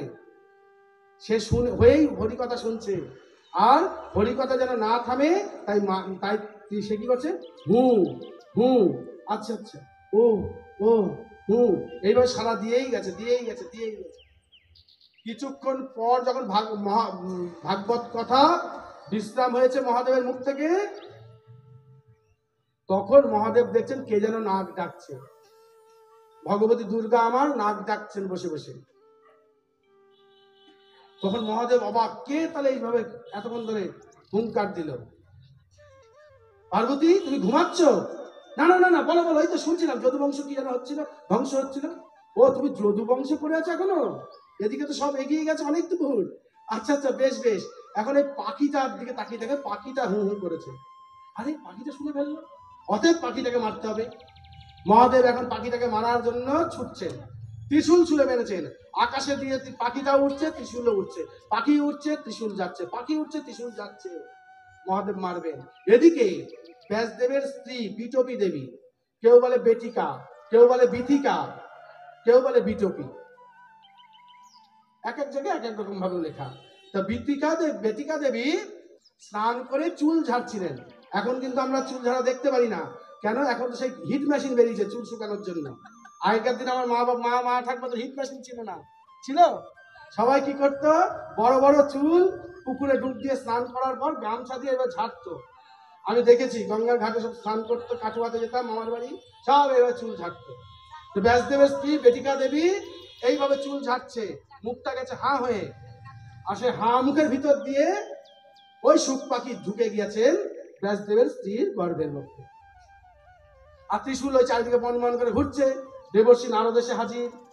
আরে মহাদেব, আপনি এত বিচলিত কেন? কি হয়েছে, কি হয়েছে? সব তোমার জন্য হয়েছে। হ্যাঁ, কি দরকার ছিল তোমার পার্বতীকে উস্কে দিয়ে আসার? এই যে গুজ্জ গোপন ভাগবত কথা প্রকাশ হয়ে গেল, আর কোথায় কোথায় চলে যাবে তার ঠিক আছে? কলিযুগে কলিহত জীবের উদ্ধারের একটাই জিনিস, সেটা হচ্ছে ভাগবত। বহু কিছু থাকতে পারে বাবা বাজারে, দান ধ্যান তপস্যা যজ্ঞ, বহু বহু বহু ক্রিয়া থাকতে পারে, কিন্তু ভাগবতের থেকে শক্তিশালী আর দ্বিতীয় কিছু নাই, নাই, নাই। কলিহত জীবের একমাত্র উদ্ধারের জিনিস হচ্ছে এই ভাগবত, আর সেই ভাগবত প্রকাশ হয়ে গেছে। তো মহাদেব বলে, সে যা হলো হলো, কিন্তু একটা কথা বলি, ভাগবতকে পাখিটা শুনেছে? বলে হ্যাঁ শুনেছে। তাহলে তো আপনি আর ওকে মারতে পারবেন না। বলে কেন? বলে ভাগবত শুনলে তাকে আবার মারা যায় নাকি? সে তো অমর। আর যদি পাখিটাকে আপনি মারেন তাহলে ভাগবত মিথ্যা, আর যদি ভাগবত সত্যি হয় তাহলে পাখির মৃত্যু নেই, সে অমর। মহাদেব দেখছে তাই তো বটে। মহাদেব ফিরে গেলেন। যথাসময়ে 16 বছর পর গর্ভে থাকলেন সেই শুকদেব, শুক পাখি, গর্ভস্থ সন্তান শুক পাখি, তার রয়েছেন বেটিকা দেবীর গর্ভে। আর এদিকে ব্যাসদেব খুব চিন্তিত। ব্যাসদেবের কি হয়েছে? ব্যাসদেব 18খানা শাস্ত্র, 14খানা শাস্ত্র, 18খানা পুরাণ, ভাগবত, মহাভারত ইত্যাদি সবকিছু লেখার পরেও, মহাভারত গীতা লেখার পরেও ব্যাসদেবের মনে কোনো শান্তি নেই। যেন ঠিক মতন কোনো আলোচনাই করা হয়নি, কোনো কথাই যেন ঠিক বলতে পারলাম না। কি হতে চেয়েছিলাম কি হলাম, কি বলতে চেয়েছিলাম কি বলে গেলাম, এইরকম একটা ভাব ব্যাসদেবের মধ্যে খুব কষ্ট হচ্ছে। কিরকম কষ্ট? বলছে লবণহীন রন্ধন আর ভক্তিহীন ভজন যেমন হয়। দুপুরবেলায় খেতে গেছে একটা বাড়িতে, খুব সুন্দর রান্না হয়েছে বাবা, ডাল রসা, কি সুন্দর গন্ধ, কি সুন্দর কালার, সব ভালো ভালো জিনিস দিয়েছে, হিং টিং দিয়েছে, গন্ধ কি, নাক ভরে যাচ্ছে, খিদেটা আরো বেড়ে গেছে। খেতে বসে দেখছো খাবার একটুও লবণ দেয়নি। খাওয়া যাবে? লবণ না দিলে সেই খাবার কি খাওয়া যায়? আর ভক্তিহীন ভজনের কোনো মূল্য হয়? হয় না। ভক্তিহীন ভজনের মূল্য নাই, আর লবণহীন রন্ধনের কোনো মূল্য নাই। আজকে ব্যাসদেবের সেই অবস্থা। তখন ব্যাসদেব দেবর্ষি নারদের কথায় এই ভাগবত কথা আলোচনা শুরু করেছিলেন। কোথায় আলোচনা শুরু করেছিলেন? তার স্ত্রীর সাথে। ওই যে শুকদেব গর্ভে ছিল, সেই অবস্থায় ব্যাসদেব আর তার স্ত্রী বিটিকা দেবী ভাগবত কথা আলোচনা করতেন। মাতৃগর্ভে শুকদেব আরো বেশি করে শুনে নিলেন ভাগবত। তারপর যখন তিনি গর্ভ থেকে বের হলেন, তখন আর তিনি সংসারে থাকলেন না। সেই শুকদেব চারিদিকে ঘুরে বেড়াচ্ছিলেন। আজকে তিনি এসে উপস্থিত হয়েছেন কোথায়? গঙ্গার তীরে পরীক্ষিত রাজা যেখানে বসেছেন, আর 60,000 ঋষি বসেছেন, তার মাঝখানে শুকদেব এসেছেন, এসে ভাগবত বলছেন। বুঝো কথাটা?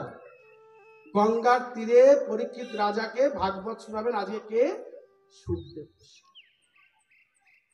তাহলে শুকদেবের মতন ব্যক্তি যেখানে বসেছেন, পরীক্ষিত রাজার মতন ব্যক্তি যেখানে বসেছেন, সেই ধরনের আসর, সে আসর কি খুব সাধারণ আসর? সেটা কবে থেকে শুরু হয়েছিল?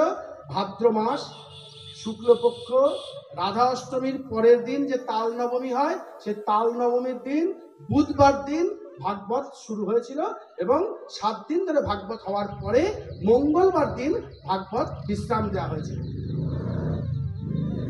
7 দিন কেন? আমাদের জীবনের আয়ু 7 দিন, সেই জন্য ভাগবত কথা যতদিনই শোনো না কেন, পুরো ভাগবতটা যদি 7 দিনে শোনা যায় সেটার মূল্য বেশি। টুকরো টুকরো করে জায়গায় জায়গায় ভাগবত শোনা, আর মাসের পর মাস ভাগবত শোনার থেকে অনেক বেশি মূল্যবান হচ্ছে সপ্তাহব্যাপী নিয়ম নিষ্ঠাভাবে থেকে ভাগবত শ্রবণ করা। সুখদেব গোস্বামী 7 দিনে ভাগবত সমাপ্ত করেছিলেন, কিন্তু মহাদেব পারেননি। মহাদেব ভাগবত বলতে গেলে তার 2 মাস সময় লাগে। 7 দিনের মধ্যে বলেছিলেন। পরীক্ষিত রাজার আয়ুও ছিল 7 দিন। এর মধ্যে আর একটা কথা আছে, আমি কিন্তু কেটে কেটে কেটে কেটে বলছি বাবা, যেহেতু তোমরা সকলেই ভাগবত অনেক অনেক শুনেছ, অনেক জায়গায় অনেকের মুখেই শুনেছ, আমি সেই জন্য জাস্ট ধরিয়ে দিচ্ছি। যদি কোনো জায়গায় প্রশ্ন থাকে যে না এই জায়গাটা একটু খুলে বলুন, তাহলে হয়তো আমি বলে দেবো, তাছাড়া খালি আমি ধরিয়ে দিচ্ছি। এখন এই যে ভাগবত পাঠে গিয়ে দেখবে অনেকেই বলেন যে ভাগবতের মধ্যে রাধারানীর নাম নেই। ভাগবতের মধ্যে রাধারানীর নামই নেই, আসলেও নেই। ভাগবতের কোনো পৃষ্ঠার মধ্যে রাধা বলে লেখা নেই। ভাগবতের 2 জায়গায় লেখা আছে, এক জায়গায় লেখা আছে গোপাঙ্গনা প্রধানা, অতএব গোপীদের মধ্যে যিনি শ্রেষ্ঠ, বুঝে নাও কে। আর একজন বলা, এক জায়গায় বলা আছে রাসেশ্বরী, রাসের যিনি ঈশ্বরী, এইভাবে 2 বার বলা আছে, কিন্তু রাধা নাম বলা হয়।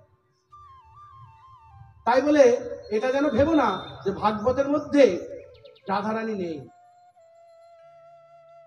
পুরো ভাগবতটাই রাধারানী, কারণ রাধারানীর কৃপা নিয়েই এই বিচক্ষণ সুখপক্ষী এসেছিলেন ভাগবত বলতে।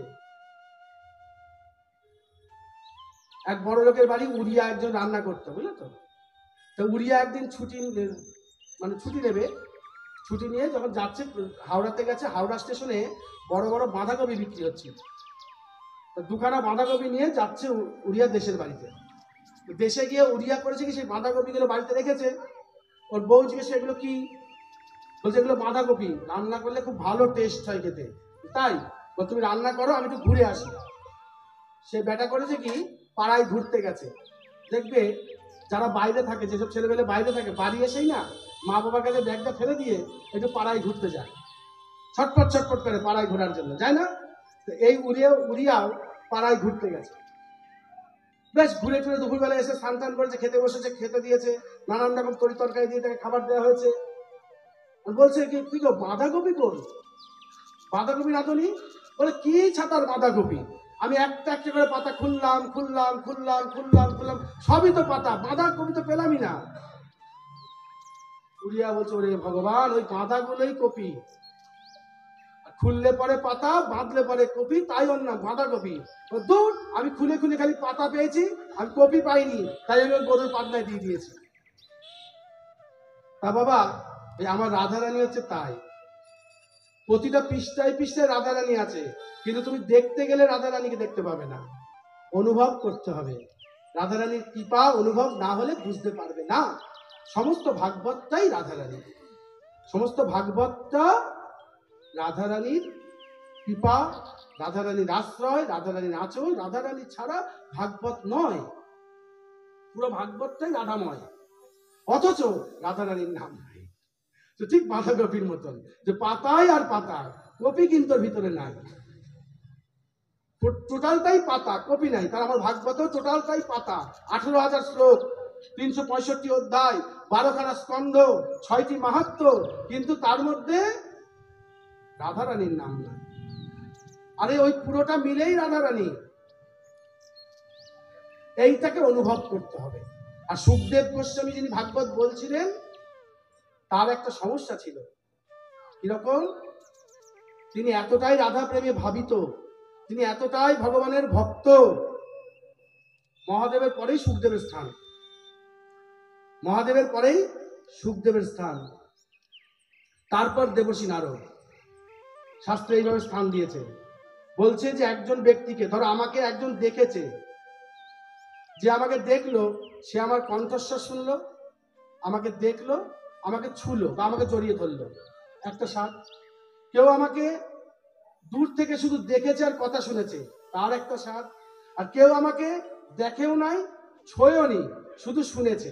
তার একটা স্বাদ, একটা শ্রবণ, একটা স্পর্শ, একটা দর্শন। তো স্পর্শন সুখটা পেয়েছেন মহাদেব। গোবিন্দকে জড়িয়ে ধরে যে সুখ পাওয়া যায় সেটা মহাদেবের কাছে আছে। গোবিন্দকে দর্শন করে যে সুখটা পাওয়া যায় সেইটা আছে সুখদেবের কাছে। আর গোবিন্দর নামটা শুনে যে সুখ পাওয়া যায় সেইটি আছে দেবর্ষি নারদের কাছে। বোঝা গেল? আজকে সুখদেব গোস্বামী এতটাই ভক্ত, তিনি রাধা নাম উচ্চারণ করতে পারেন না। রাধা নাম উচ্চারণ করতে গেলেই তিনি সমাধি হয়ে যায়। তার মধ্যে অষ্ট সাত্ত্বিক ভাব দেখা দেয়। তিনি কাঁপতে থাকেন, স্বরবিকার ঘটে, চোখ দিয়ে জল পড়তে থাকে, বাহ্যজ্ঞান হারিয়ে পড়ে তিনি ধপাস করে পড়ে যান। দেখো আমরা কতবার রাধে রাধে বলছি, আর সুখদেব একবারও বলতে পারে না। বলতে গেলেই সে অজ্ঞান হয়ে যায় রাধা রানীর ভাবিত হয়ে। কেন? কারণ গোবিন্দ আমার তো ঠিক সেরকমই বলছে, রা শব্দ উচ্চারেণ স্থিত ভবতি মাধব, ধা শব্দ উচ্চারেণ পশ্চাৎ ধাবতি ধাবতি। কেউ যদি রাধা বলে, জানবে রাধা রাধা বলতে বলতে যায় রাস্তা দিয়ে, জানবে গোবিন্দ তার পিছন পিছন যাচ্ছে। বলছে রা বললে পরে গোবিন্দর মনটা ভুলে যায়, আহা রা বলেছে, এইবার ধা বলবে, এবার ধা বলবে। রা যখন বলেছে এবার ধা বলবে। রা শব্দ উচ্চারেণ স্থিত ভবতি মাধব। রাধা রা কথার উচ্চারণ হলেই মাধবের বলেবর বৃদ্ধি হয়, আনন্দ হয়। ধা শব্দ উচ্চারেণ, আর যদি ধা পর্যন্ত পৌঁছে যায় তাহলে জানতে হবে গোবিন্দ পশ্চাৎ ধাবতি ধাবতি, গোবিন্দ তার পিছনে পিছনে যাচ্ছে। এই যে রাধা নাম, এই রাধা নাম রাধাময় হচ্ছে সেই ভাগবত। সেই ভাগবত আজকে সুখদেব গোস্বামী বলছেন পরীক্ষিত রাজাকে। এই ভাগবত আমরা কেন শুনবো? এই ভাগবত আমরা কেন শুনবো? গোমতী নদীর তুঙ্গভদ্রা নদীর তীরে একটি গ্রাম আছে। সেই গ্রামে আত্মদেব নামে এক ব্রাহ্মণ বাস করত। সে আত্মদেব ব্রাহ্মণের কোনো সন্তানাদি হয়নি। তা আত্মদেব ব্রাহ্মণ খুব দুঃখী, তার সন্তান হয়নি বলে। একদিন তিনি বাড়িঘর ছেড়ে চলে গেছেন আত্মহত্যা করবেন বলে। একটা নদীর তীরে গিয়ে বসে আছেন আত্মদেব ব্রাহ্মণ। আর সেইখানে এক সাধুর সঙ্গে তার দেখা হয়। সাধু কি করেছেন? সাধু তখন আত্মদেব ব্রাহ্মণকে জিজ্ঞাসা করেছেন, তুমি এখানে বসে কেন? বলছে কি, আমার মনে খুব দুঃখ, আমার ধন দৌলত আছে, সংসার আছে, টাকা পয়সা আছে, বাড়িঘর আছে, সব আছে, আমার এক সুন্দরী স্ত্রী আছে, কিন্তু আমার বাচ্চা নেই। সাধু বলছে, খুব ভালো কথা তো, বাচ্চা নেই, তুমি ভজনে মন দাও, ভজনের দিকে সময় দাও। আত্মদেব ব্রাহ্মণ বলছেন, না না, যার বাচ্চা না থাকে সে কখনো সুখী হয় না। আপনি তো একজন সাধু, আপনি কি কৃপা করে আমাকে একটি বাচ্চা দিতে পারবেন? বারবার নাছরবান্দা হওয়াতে সাধু তখন করলেন কি, আত্মদেব ব্রাহ্মণকে একটি ফল দিলেন, বলে এই ফলটা খেলে পরে তোমার স্ত্রীর বাচ্চা হবে, তবে তোমার স্ত্রীকে শুদ্ধাচারে থাকতে বলবে। এখন আত্মদেব ব্রাহ্মণ যখন সেই ফলটি নিয়ে গিয়ে তার স্ত্রীকে দিলেন, তার স্ত্রী সেই ফলটি খেলো না। তার বোনের সঙ্গে যুক্তি করলো, বোন রে, এই ফলটা খেয়ে কি করবো? তোর জামাইবাবু বলছে এটা খেলে বাচ্চা হবে। বোন বলছে কি, যে দেখ বাচ্চাও অনেক ঝামেলার ব্যাপার আছে, তোর তো হয়নি, তুই বুঝবি কি করে?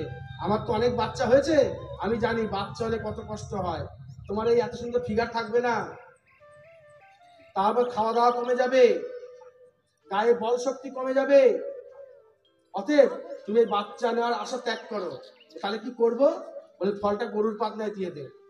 ও তো জামাইবু যদি জিজ্ঞেস করে কি করেছ, বলবি, তখন বলছে যে শোন, আমি একটা বাচ্চা দিয়ে যাব, তুই সেটা তোর জামাইবাবুকে দেখিয়ে দিস যে তোর বাচ্চা হয়েছে বলে। তখন সেই ওই বোন একটি বাচ্চা দিয়ে যায়, সেই বাচ্চাটি ও তখন স্বামীকে দেখায় যে এটা আমার বাচ্চা হয়েছে। কদিন একটু ঘুরে বেড়ালো, তার বাচ্চা হয়েছে, কিন্তু বাচ্চা হয়েছে কিন্তু স্তনে তো দুধ নাই। তাই সে বোনকে ডেকে এনে সেই বাচ্চাটিকে স্তনপান করে বড় করলো। এই বাচ্চাটি বড় হয়ে প্রচন্ড অত্যাচারী হয়ে গেছিল। তার অত্যাচারে পাড়া প্রতিবেশী গ্রাম ছাড়া হচ্ছে, তার অত্যাচারে পিতা সংসার ত্যাগ করেছে, তার অত্যাচারে মা পর্যন্ত মারা গেছে। বুঝো কথাটা? এবং ওই যে ফলটা গরুর পাতনা দেওয়া হয়েছিল, সেই ফলটা খেয়ে গরুর একটি বাচ্চা হয়েছিল। তার নাম ছিল গোকর্ণ, তার দুটি কান গরুর মতন ছিল। সে গোকর্ণ হয়েছিল সাধু, আর এ হয়েছিল বদমাশ। দুষ্টা নারীর পাল্লায় পড়ে এ একদিন মারা যায় এবং প্রেতাত্মা হয়ে ঘুরে বেড়াচ্ছিল। কোনোভাবেই যখন এর উদ্ধার হয় না, তখন গোকর্ণ এই ভাগবত সপ্তাহ করে তবে সেই প্রেতজনি থেকে উদ্ধার করেছিল এই এই ছেলেটিকে, উদ্ধুন্দকারীকে। তো এই উপাখ্যানটা ভাগবতের মাহাত্ম্যের মধ্যে প্রথমে দেয়া আছে যে ভাগবতের ওপরে আর কোনো দ্বিতীয় কথা নাই। যে যত বড়ই পাপী হোক না কেন, গোহত্যা করেছে, ভ্রূণ হত্যা করেছে, ভ্রূণ হত্যা মানে গর্ভ নষ্ট করা, বা বালঘাতি, হ্যাঁ, আততায়ী, এই ধরনের বিভিন্ন বিভিন্ন অত্যাচার যদি কেউ করে থাকে, তার যে পাপ কোনোভাবেই কাটে না, শত গয়াতীর্থে থেকে শ্রাদ্ধ করলেও কাটে না, সেই ধরনের ব্যক্তিরও পাপ কেটে যেতে পারে এই ভাগবত শ্রবণ করলে। জয় জয় শ্রীমদ ভাগবত প্রেমানন্দে। হরি হরি বল, হরি বল, হরি বল। আচ্ছা, এখানে বিশ্রাম রাখি।